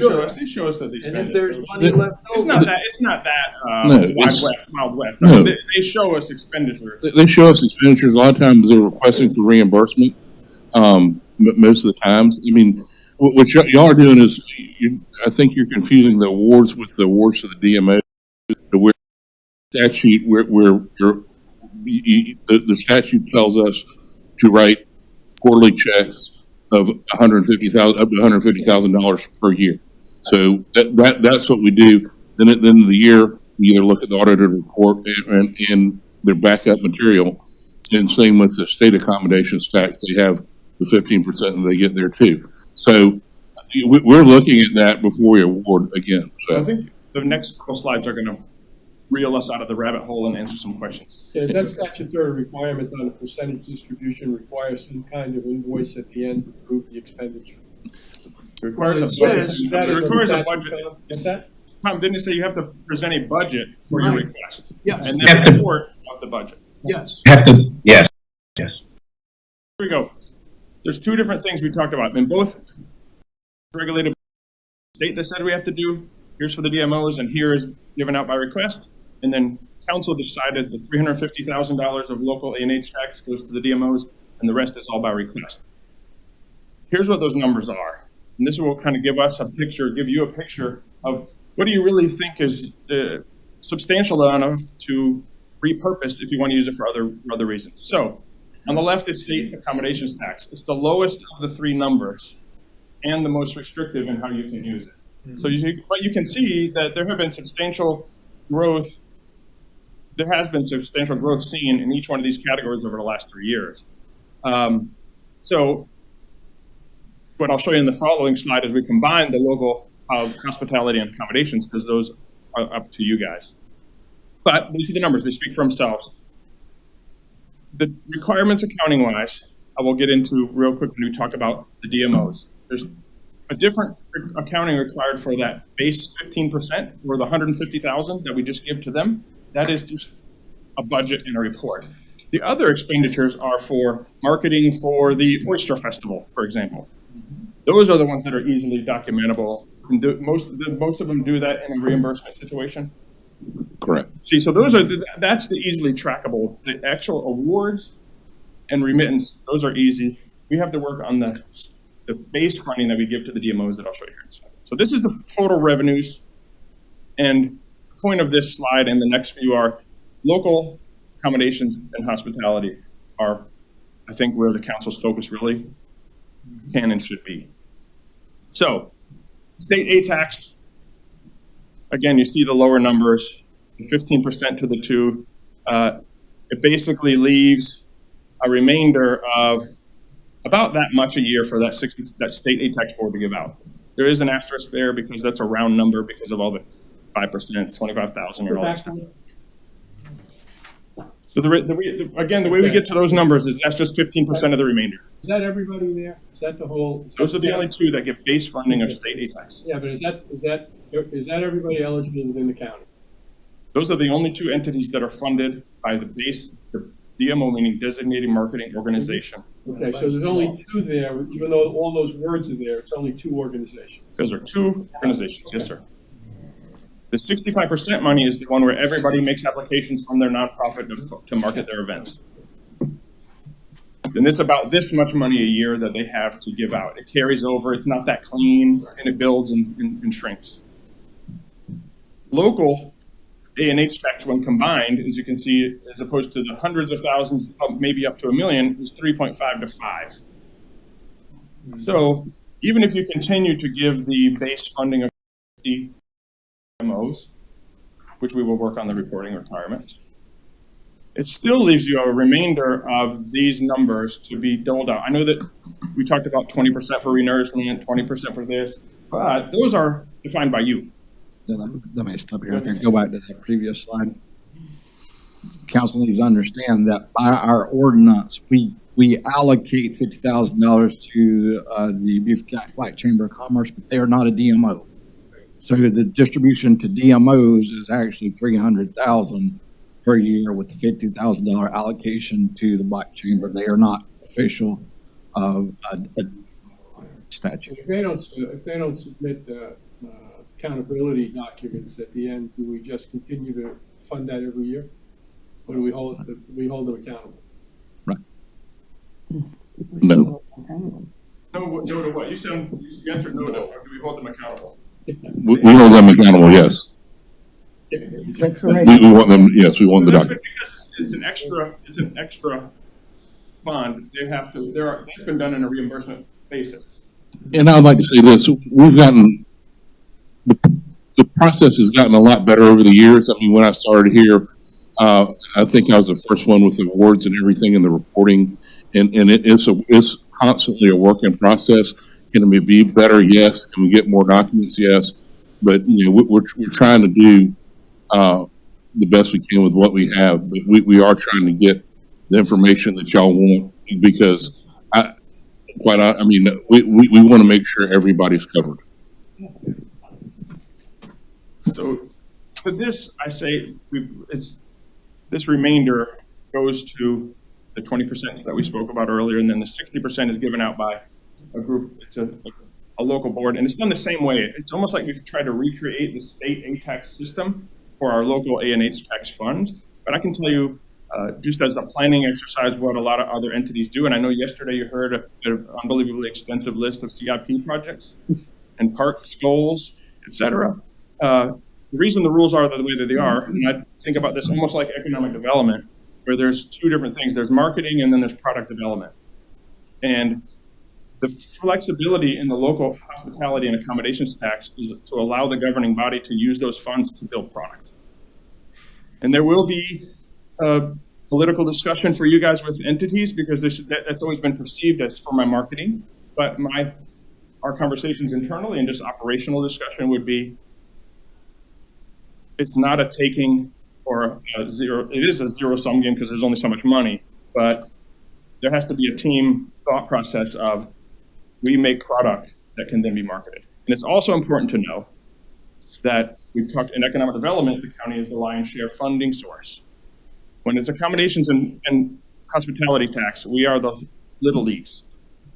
And so maybe if we just need to think strategically about how we use these funds, because not only can you use them for projects on a onesie-twosie basis, What a lot of entities do is bundle it and bond it and do bigger projects. So there are a lot of options out there of how we can shrink that CIP list, but not for the purpose of shrinking, but to get things done and have more tourist-related facilities that then we can market the better play option in the live, work, play model. So these distributions that take place are all based upon collections in unincorporated Beaufort County. Municipalities get their own distribution and they distribute what they want to maybe the same people. Right. Which doesn't matter. Right. It doesn't matter. It's no competitive thing, but at the same time, I think, and I've already spoken to a couple of the municipalities about how do we work together to strategically and globally focus our funds so that we're getting the most bang for the buck in the county. My point was the municipalities collect and keep, we collect and keep unincorporated, not municipalities. Yes, sir. Not. And so that's where I could went to a summary, which is that state aid tax is the smaller of the funds, tightly bound and defined. Our recommendation would be basically to leave as is, but you can establish priorities for that state aid tax board because in the end, it has to come to you guys for approval. And maybe there does need to be some capital needs in there. That's up for you all, just kind of goals and priorities wise.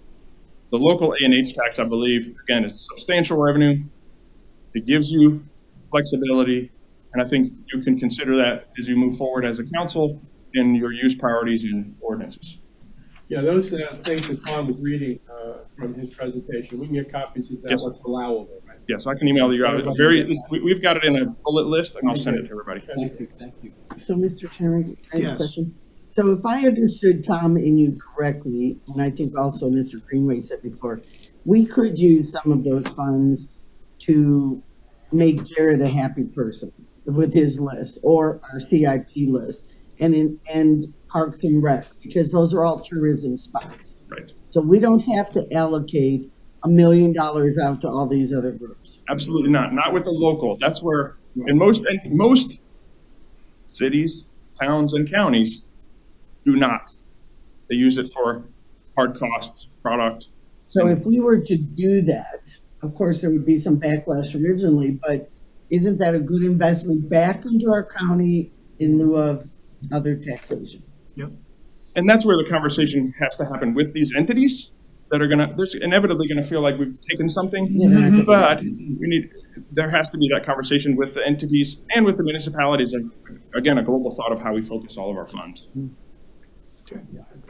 If we're going to continue to fund individual entities, then I think it makes a lot of sense for you all to, when we're considering ordinances and use priorities and things like that, to at least require these entities as a part of them submitting their application for funding to present a marketing plan that they have developed with the DMO.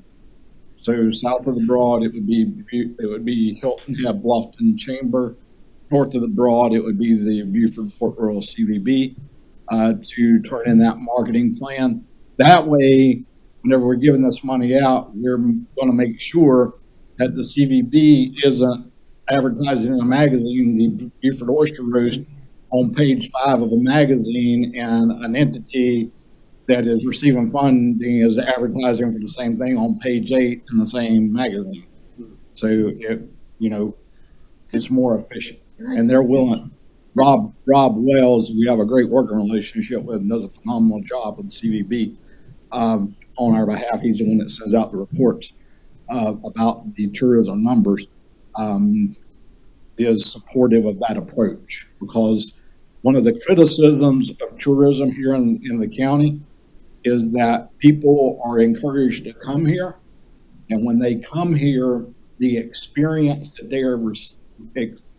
they're getting from some of these agencies that we're funding doesn't live up to their expectation. So if they don't have a good experience at those places, they're not going to come back. Could I just share an example that Rob brought to our attention when we first started meeting about pickleball? If we use some of this money for pickleball, people will come to tournament level playing because there's not any place to do that except behind gated communities. Right. And that was, to me, a reason that we could use this money for our own rep program if we build it, they'll come, and then he can promote it. Yeah. We can use it for rent, we can use it to build parks. Your final question. All of the money we give out is supposed to be used for tourist-related costs, not to pay salaries or benefits for the people who work at these chambers. Am I wrong or right on that? But it is used that way. Well, That's what I'm asking. certain portion of it is The defined. percentage, the annual percentage you give out, I think, is to pay them to do the marketing. And that would include staff, that would include paying staff and things like Does that. that come in when they make the request? How much of that money goes to certain people that call and ask for money? 98% of the collection goes for staff, and 2% goes to the people who need it. If you're talking about the direct allocation to the DMOs and the 50,000 to the I'm just Beaufort talking County. about the other portion that's accountable. Oh, the other portion that's accountable? Yeah, they shouldn't use that money for our staff. One would hope they use the required amounts for Right. staffing. That's correct. Well, I'll use an example of the Oyster Festival again. I mean, they say that it is this much, they say for marketing, they have to specify and then show that. Yeah. The DMO is the one that's a little different, that's basic. Right. Okay. But, I'm sorry, when I read, they sent us all the applications for the ATAX, and I went through like 3 hours worth. And some of them, I believe, had salary in there. Others had, website design, flyer design, having somebody at the festival. I'd have to go back and look, but I believe some of them did have salary in there. But there's no prohibition on that. No, I don't think so. Not as long as they can tie it to Tourism. increased tourism. Mr. Chairman, can you hear me? Yes. Yeah, if I could, this is Mark, and just and I'm sure you remember 4 years ago, whenever you came on and you were actually finance chair at that time, there were very few rules when it came to what we did with this money, and it was really just in a slush fund. So in the past 3 years, we have added many rules, the application process for the extra money, and I agree. I think we just need to make so it's more transparent where the money goes and how the money's spent. But again, so if everyone's thinking that it's been this way forever, it hasn't been. We have done a lot to make this more transparent and fair, because there used to be just a slush fund that would come to the council for a request and would go, so yeah, let's fund that, and go grab money out of there. And it was due to putting in the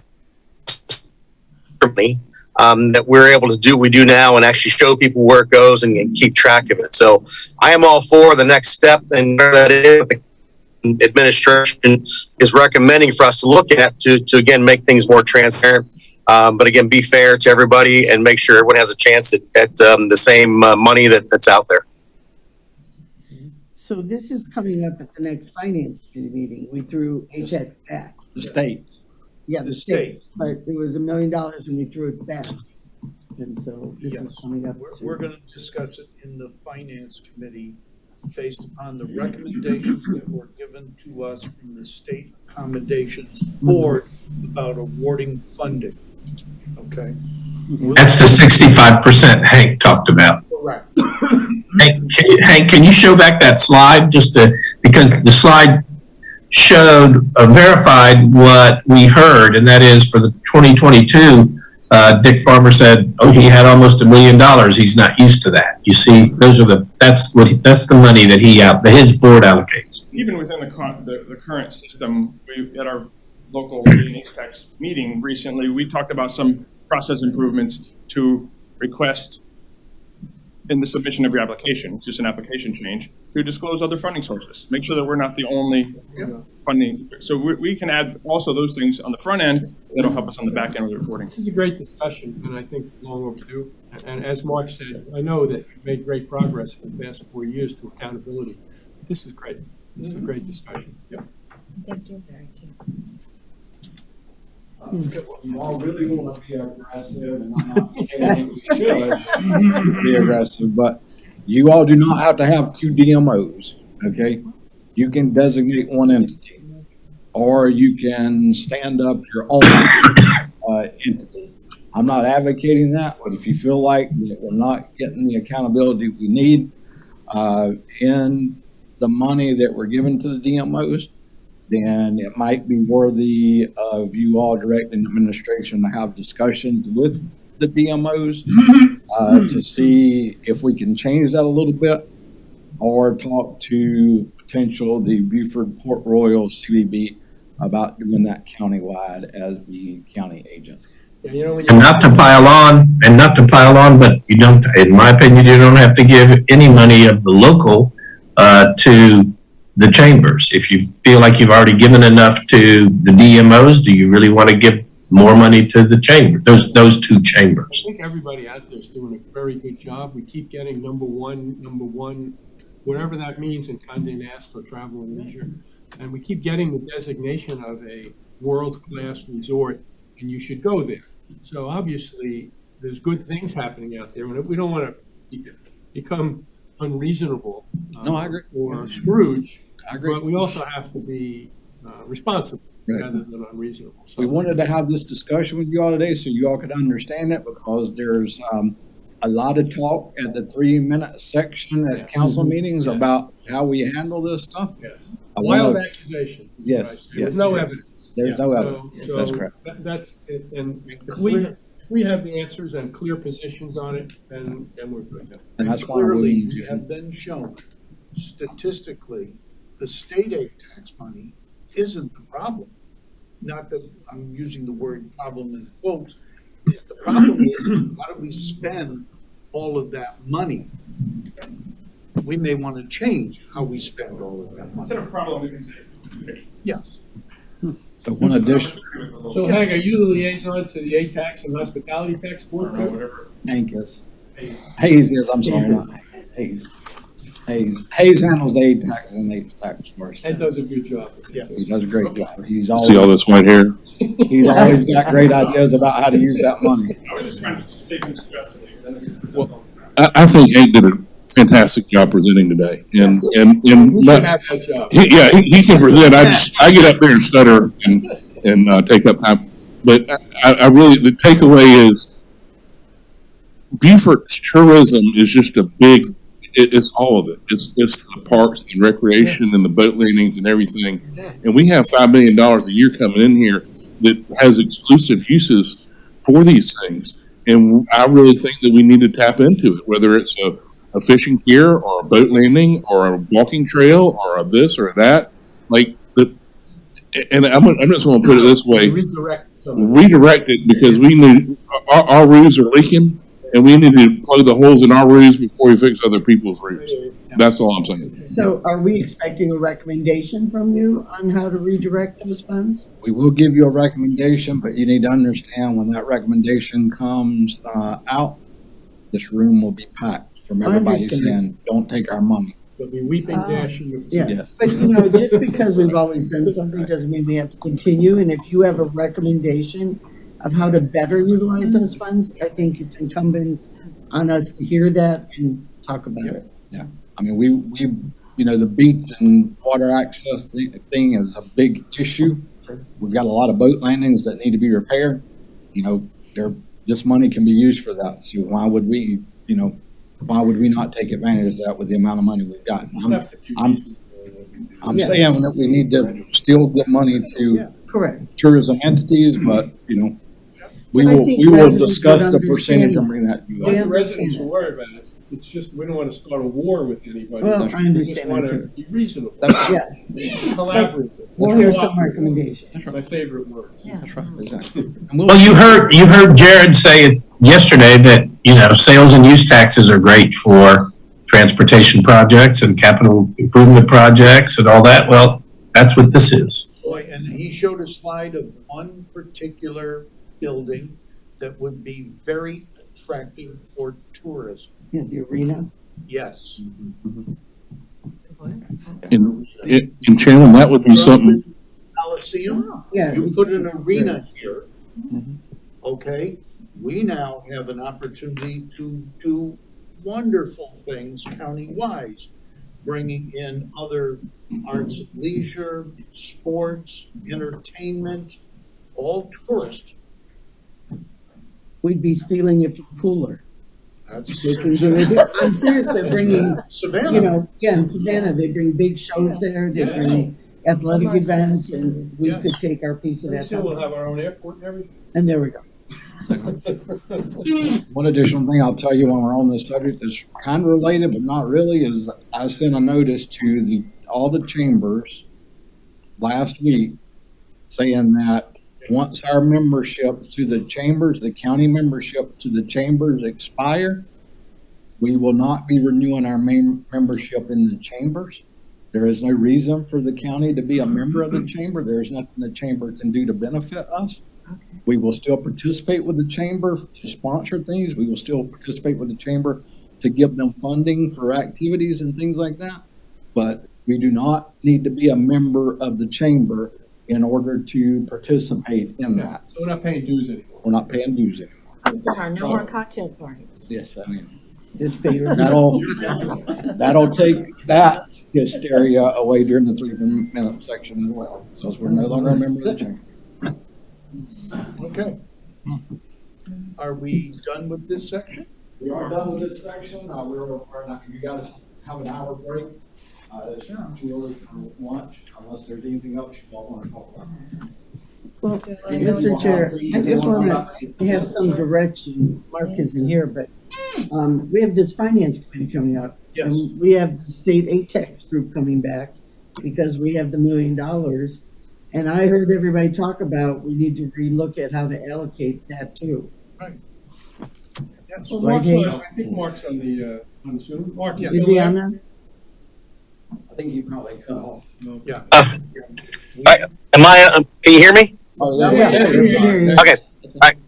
Good. Yeah. And we'll cover that. There has been some discussion from, I think, the ATAX, the state ATAX board. They've come back and actually taken away the extra money that was going to go to the two entities that got extra money. And they're, I think at this point, and Hayes, correct me if I'm wrong, but their recommendation was to wait and save that money for next year's allocation and not give out any more money additional to what they have already allocated. So it'll be our decision whether we take their recommendation and push that extra money to next year, or we decide that we would like to give that money to another entity that has put an application in. So that will be covered under the next finance committee.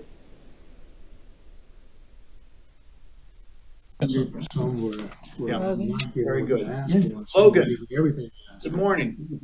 Morning. Thank you, Mr. Chairman. One of the things as you guys just spoke about, you were talking about a Coliseum. One piece of land available right now, I think it's called Whitehall, the Whitehall track over in Bluffton. I think it's Willow Run. Yes, that's it, Willow Run.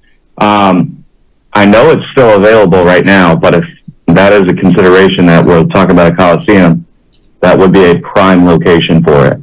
Just throwing that out there if it's something that we are considering in the future. That also ties into economic development, because that is certainly, you put some arena there, you're going to need hotel space around that, you're going to need other businesses around that, entrepreneurs can come on that property as well. Absolutely. And that is 278 street front along that, so we could sell back everything along 278 to almost fund our purchase of the Coliseum property. Discussion often about the purchase of that property already, and we'll be bringing forth a recommendation shortly for Parks and Rec type infrastructure. Thank you. Okay, now, we have about an hour to have further discussion. Remember yesterday, we ended with 5 items to give direction to from council to administration on the development of the budget. Item number 1 was, what do we think surplus should be?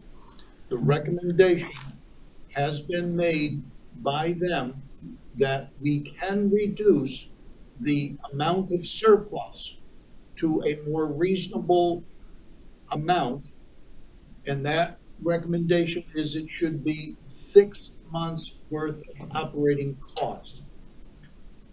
Other counties have less than that, but they're not in the situation we're in. They're not in a shore area where we have to deal with weather differently than they have. So that's a discussion we can have now. Come to some consensus to give them direction when you're putting the budget together. That's the focus. You talking about enhancing the reserve fund, is that what you mean? From the surplus? Fund balance. That's what I Yeah, meant. reducing the balance, have it no more than 6 months operating Yeah, so, that we would need for a natural disaster, hurricane. yeah, no, I know what you mean, I'm just a little confused on the buckets we're talking about. What's the number we have in the reserve fund now? Yeah, we said 7.5 months. 70,000. Yeah, we had Fund like balance. 7 months Yeah. fund balance. I was looking for a dollar amount. I think it's 74 million. Yeah. Yeah, it was 74 million, Wow. but that's not liquid. So it's 74 million, but it's not all cash. Correct. So, yeah, and that's an unassigned fund balance. So right out of the gate, for this year's budget, we transferred 9 million of that into capital projects. Correct. And then with other things that we've done this year, we've transferred about another 11 million. That's roughly 20 million. So we're at about 54 million in fund balance. And this is just off the top of my head. I want to say 30%, which is what statutorily we're supposed to do is by resolution, is about 35 million. So if you double that, if you did 60%, 6 months, that'd be 60%.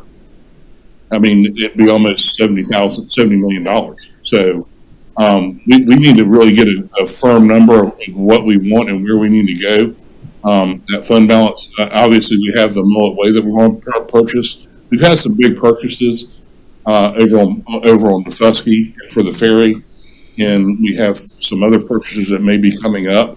So we're really needing, although the fund balance sounds big, it's getting chipped away pretty quick. Yeah. So this is a discussion then about the $15 million, maybe some of it moving back into the fund balance? Well, I mean, It's not there now, right? Somewhere else. that 15 million, well, the 15 million is in the 74. It is. It is Oh. at the end of the year. So when he said that there's a $15 million surplus, that rolls into your fund balance at the end of the year. So the deduction you're making from 74, bring you down to 54, and you're suggesting we want to be at 60 or 70? Well, it depends on how much that y'all want in the cash reserve for emergencies. Yeah, I understand. You can make the decision to follow the fund balance policy that we already have, which is 30%. 30%.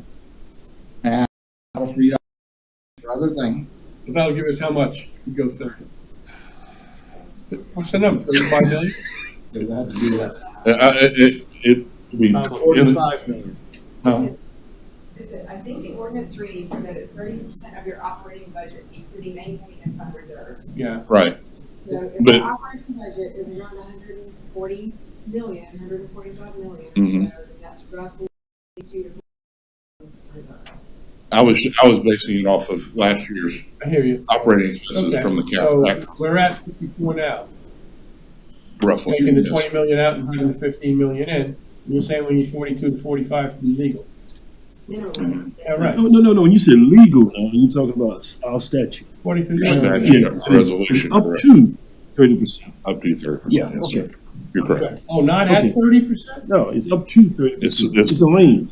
I think it's 17 30%. to 30, something like that. I'd have to look at the resolution, but I think it's 30% of the operating expenses. Yeah.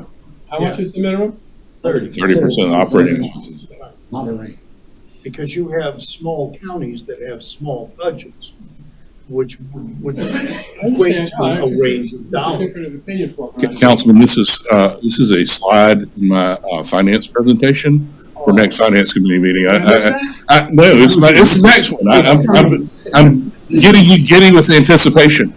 So, Okay, yeah. so it's coming. I believe our consensus would be that we want you to take a look at doing our statutory requirements under our code of ordinance, that we will maintain at least a 30% amount is And reserved. that's cash.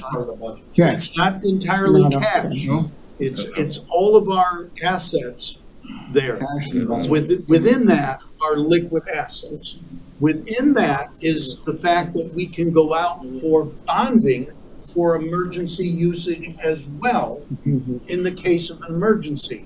Obviously, when Matthew hit and everything got shut down and people left here for weeks, this county still had to operate. And similarly, when COVID came about and the world shut down, this county had to operate. And we had to have money, even though revenues weren't coming in. All the businesses that we, got money from shut down, so we didn't have that. Yeah, this is why we have attorneys on standby. So Brittany was able to pull the exact code section 2-404, use of general fund balances, minimum maintained fund balance. So overall, we should have at least 30%, right? But further down in this same section, it requires us to maintain a fund balance of unrestricted and available cash equal to a minimum of 25% general fund. So in other words, fund balance overall is comprised of many things. It's the difference between your assets and your liabilities. It could be cash, it could be inventories, it could be receivables, it could be other capital assets that are comprised within your fund balance. All of those things together have to at least be 30%. Right. Of that balance, at least 25% needs to be in the amount of cash or quickly convertible to cash. 25% of the 30% requirement. 25% overall, right? Wait a minute, of our budget or of the 30%? Of the entire fund balance, 25%. That's, I think that is somewhat contradictory to ask us to have 30%, 25% of the budget in cash. It's gotta be 25% of 30. Interpret it that way? That makes more sense. Yeah. I think that this provision was added some years ago after storms came through so that we are liquid enough to be responsive to storm events. I get you. We do have the ability to pull on lines of credit, and I think that was authorized in previous years as well, but this is so that, as I said, we are positioned enough to respond to emergency events, to still keep the daily operations of the county going, to make. So the idea is we're gonna follow our code, and if our code said 30%, we'll do that. If our code says something of the nature of the 25% has to be liquid or cash, then you have your marching orders. You know what we're going to do. Well, it's a contradiction here. If you only need 30%, and you're saying you have to have 25% of your overall budget, and you have a $150 million budget, then you need $37 million in cash. But if you only need 30% in your reserve, you're asking for more cash than you have in the reserve. Follow? So is it 25% of 30 or is it 25% of our operating budget? I think you actually talk about what is considered cash. I know. Right, okay. Yeah. 2-404. Because investment would be considered cash. Yeah, but I I'm mean, trying this to put is- that 25% of what? Yeah, That's what I'm trying to say. right. I'm gonna think that it's 25% of our total operating budget, because you could be without revenues for months, and we spend millions of dollars a month. So, let's say we spend $4 million a month, but we're out 5 months, that's $20 million. Mr. Chairman, that's why they say a minimum of 30%. Right. Then you can figure out if it's all going to be in cash, you can raise that 30% to whatever. Mr. Cherry, she also mentioned lines of credit. I asked this question the other day. Do we have lines of credit? Yeah, we do. So how much do we have then in the line of credit? I believe that it's 10. 10 million. We have more than one? I think we only have one years ago. Remember I asked that question the other day? And It's for hurricane response. That's Right. the only reason we would pull. Correct. Correct, understood. In the instance that we are not liquid enough to respond, if we Right, need we to can pull get from it. that. Right. The $10 million is literally for emergency purposes, because this building gets destroyed. Well, it's got all of our computers, our records and everything like that. You now have to set up where they're going to work. And so that's what that fund would be used for. So I think we've given you some direction. If there needs to be more clarification on that. We will evaluate the policy and make the appropriate recommendations to you all as part of the budget. Okay. And let you know what funds we have available to utilize for some of these big ticket items. Okay. Issue number 2 was COLA and merit pay. And are we going to do 3 and 4? Yes. I want to continue this discussion. I wonder whether we want to take another 10-minute break. We can go to lunch early. Can we, lunch Sarah? not ready yet. Yeah, lunch not ready yet. That's Empty plates. If you want to talk, take a 5-minute break and come back and do this. That'd be fine. All right. Yeah, all right. We'll reset for fun. We have $104 million budget. We have to have 30%. Right. 25% of our overall budget. We can go down.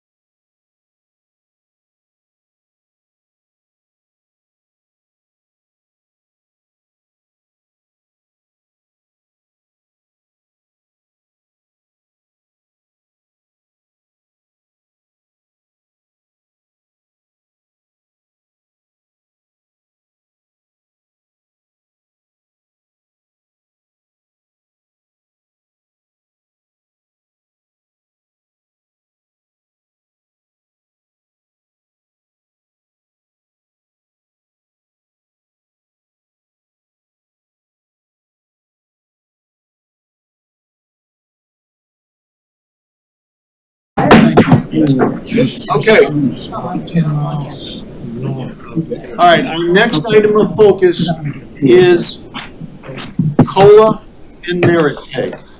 We talked about it yesterday as 3% COLA up to 3% merit pay. We need to say, administration, go ahead and do it that way. I'll tell you why I am in favor of that.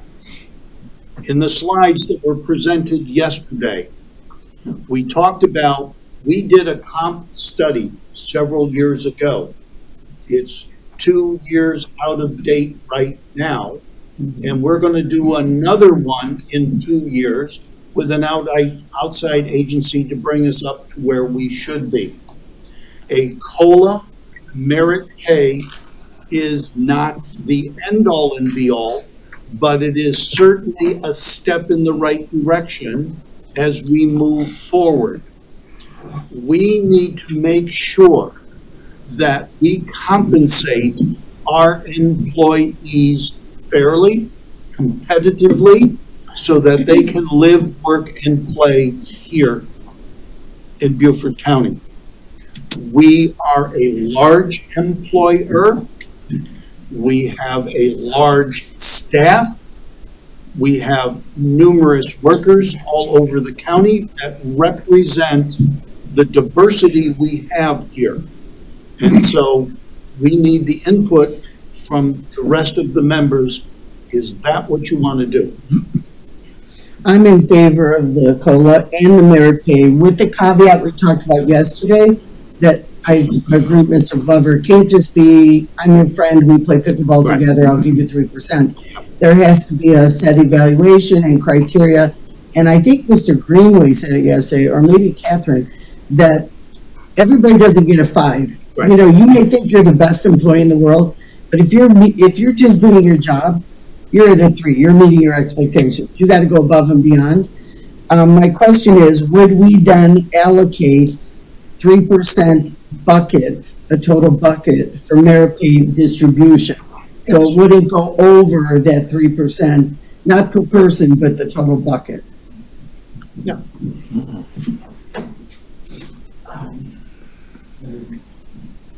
Yes. Every time I get up to go to the microphone to answer a financial question, I can see like eyes burning holes here. And what's he getting ready to say? So typically what happens is, I believe, is that we will, if we have 3%, we will get all the reviews in on the merit, then we will look at the pot of money we have and adjust the reviews to make sure that the merit increases do not go over that 3% allocation. That's what I'm looking for. Eric, to follow up on that, if how do you manage, how do you monitor the 3% merit increase if by chance there's quote unquote accusation of bias in the process? Well, as I explained, the review process that we will use, that we have used historically, and we will use, will give the employees an opportunity to provide written rebuttal to any comments on that they have that they feel is negative, or to submit additional information that they feel warrants a higher score in certain areas, and that will be looked at by the department head and the ACA before that would come through for the final analysis by HR to calculate that merit increase. I have a case of heartburn over the merit issue. I'll tell you why. There's a simpler way to do it, I believe. And I think it's a matter of structuring the job descriptions here according to a salary level where people have an expectation of providing service here. If they're still working here, they're obviously making the contribution that we think is necessary, since this is an at-will employment. I'm on board.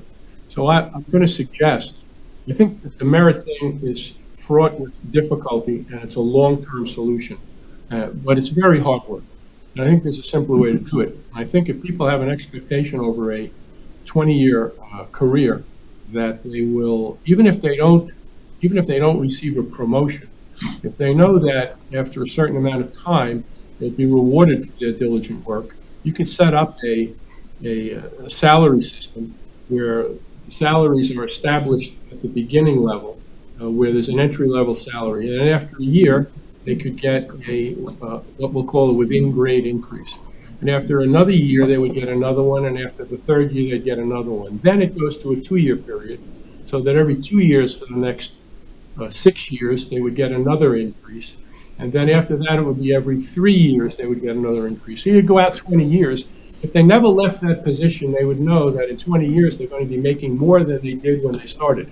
A lot of the problems we have here is people make the same salary over and over and over again every year with no expectation of a raise. The short-term way to deal with this, and I couldn't think of the language I was trying to find yesterday, is to use an incentive awards committee where people could be rewarded immediately for something exceptional that they've done or hard work they've done on a special project, and that's a special achievement award or a sustained superior performance award. Now, Whitney and I talked about that, and there may be some statutory restrictions within the state of South Carolina that won't let you do that because there's some prohibition against providing bonuses to people. But you'd have to come up with language that I think that would work within that statutory requirement. And then you've got when someone comes into a job, they will see what will happen to them as they move forward. Now, if there's a COLA, the whole chart changes. Because if you get a 3% COLA, every one of those 1-year, 2-year, and 3-year raises changes. Or if there's an executive decision through a compensation study to give everyone a raise, the whole chart changes again. So without a promotion, just providing years and years of service, you can see yourself move through a position with a higher salary every year for the first 3, every 2 years for the next 6, and then every 3 years for the next 9, which will eventually get you to the end of your career. Now, if you get promoted, then you go up with a raise, and then all of those other raises are higher than the job you were in.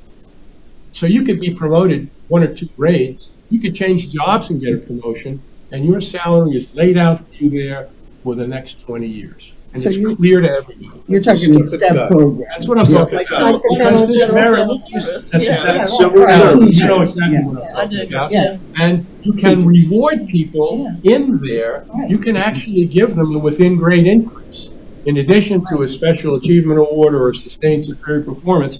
With some sustained superior performance award, you can actually skip waiting a year and get the next within-grade increase, so to speak. So if you finish 3 years and you've gotten all those raises and you know you're only going to get one in 2 years, which is your total of 5, you can beat that time by getting a sustained superior performance award for excellent work in your job, and you would get that within-grade increase after the first year rather than waiting 2. It's a very simple way to administer it. This merit is fraught with difficulties, with bias, extra considerations, unsatisfactory, minimally satisfactory, satisfactory, excellent, or outstanding. Everybody wants to be outstanding. And when you're giving everybody a 5, you got a lot of heartache. This other way, I think, might be a more palatable way to proceed without dealing with all the politics of merit. Just my opinion. We can evaluate that as a part of the budget process. I've worked in a step and guide situation for 46 Forever. years. It has its points and it has its pitfalls. Right. Because you can, who does the minimum for you for 30 years, and they're just moving along, getting more and more money, but they don't necessarily contribute anything but attendance. Shame on the supervisor for allowing that to happen at an at-will employment stage. But and we are at will, but the other thing, you could look into longevity pay. The districts all did steps and longevity. Sure. Same thing. Yeah. Same concept. But I don't think we can do this year. Do what? Put a step and guide system in I don't this think year. we're going to be able to do the merit thing either. You know how complicated I do, but then what you were saying is, we already know in this area, our CPI is 7%. are we willing to give a 7% raise to get everybody basically whole? Chairman, Mr. Chairman, Yeah, go ahead. just one thing I want to add. I support my colleague. Being newly elected to this position, I can tell you right now in the 7 weeks I've been on, I've had to rely on this staff to get up to speed and try to stay with you folks.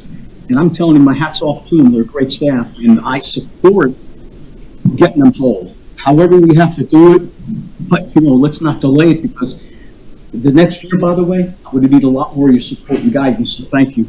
But I really mean that. So the easiest way to get them whole is to give a 6 or 7% raise. We're looking at, so that's an option. The other option is the 3 recommended by HR with the merit pay. The next option is a step. I mean, those options, So look at Eric. what I would recommend that you all do, I've got the clear direction from you all. We will do the merit. You will see what it would take to do the step, and we will have a recommendation on each as a part of the budget process. That's the purpose of doing this, so that you can all tell us what you want us to focus on as a part of the budget process, and we get people to work on that. The reason why we're recommending merit, last year we did a 5% COLA, and a few of the elected officials said, I wish they would have allowed y'all to do a smaller COLA with a merit, because we have people in our divisions that we would like to reward that are doing an excellent job, and now this way everybody gets the same. So that's the reason why we're talking about this with you all. How we do it, I don't think administration really has a preference at this point. We're making you aware of the issues. If you guys want to do straight COLA, and that's what you direct us to do, that's what we'll do. If you want us to do merit, we'll figure out how to do that. If you want us to implement a STEP program, we'll get to work and figure out how to do that. We've got plenty of months between what we decide we're going to do and the end of June, when all of this stuff is going to start happening. Yeah. So to set it all up. If you do merit. No, I'm changing the subject a little bit. Mr. Chairman, real quick, would it be too cumbersome to look into a hybrid system of taking kind of that step pay increases for time in, as well as looking at some of the merit increase? Like, would that be doable, or would that just be too difficult? I don't know the answer to that question, but I would glad to ask our HR department and work with our finance folks to get that answer, to see what the options are. I think we're already working on it. You can do it. I think we've already looked at doing a program. So I just don't know how far into that we are. Mr. Chairman, you're going to do merit, and I understand what the elected officials may have said, that they would like the option to recognize people with merit raises. You can't do that. You have to rate everybody in the merit program. You just don't rate the people that you think are doing a great job, because in merit, you've got those 5 areas you have to cover with every employee on an annual basis. That's right. That's just difficult. Yes. I mean, I guess the thinking is that if they don't score as high on the areas that you're evaluating, the percentage of merit increase for those employees will be lower than the higher performing employees. Chairman, I'm not. I've seen that happen. Yeah, I think that goes back to Larry, to the good system that we talked about yesterday. But I'm concerned as we develop a salary schedule, whether it's a layered or steps or whatever and stuff. One of the problems we had with the study is that you had a salary for an employee that's been with us like 20 years. And I forgot what they call it. Compression. Yeah. Compression. We want to make sure we take that in consideration as we move forward, because as we move forward. So keep that in mind. Been there, done that. Many years ago, I was president of the teachers union. We had a compression of guide called 18.5. We were going to give a brand new teacher 18.5. I had people that had been working 7 years that were earning less. And I now had to tell them, I just hired Paula. She's going to get 18.5. York, I'm gonna raise your salary from 16.4 to 18.5, but you have 7 years experience. And it did not go over well. So, no, and I think that's what we need to take in consideration as we move forward with our salary schedule. Yep. Because, there's something that's there for longevity, historical knowledge, and having somebody to come in like that will really get morale down. Yeah. One other perfect way to time to do that is when you do that classification and compensation study and you establish new salaries all across the board, and you put that grade and step issue in, then everybody's moving up, and then they're moving across when they're here. And like I said, there are ways to reward people within that for merit with special achievements, within grade increases, ahead of schedule, and sustained superior performance. Not a year later, when maybe a COLA is floating around, but right when they've done the great thing that you're trying to recognize. Yeah. And the feedback to that is so positive because they're recognized immediately for the contribution they've made. That's above and beyond what everybody else has done. So I would just recommend that you consider it. Listen, I don't know how you're ever going to get this back to us in time for July. Well, we may not, and the reason why she's in the role as my deputy is she always thinks far ahead of me, is that she said that what we may come back and do for you all is a COLA for the end of the fiscal year, and then get the step increase, whatever we're going to recommend with merit or step, get that in place for us to do later in the year in the fall or, around the Christmas time. Are you doing a classification and compensation study again with some results? We're updating. You are. It's the internal route. So, we will, so just to say, we will come back with the appropriate recommendation as a part of the budget. You all just need to understand that the recommendation may be COLA immediately at the end of fiscal year or new fiscal year with some sort of step increase additionally a few months later in the fall. Yeah.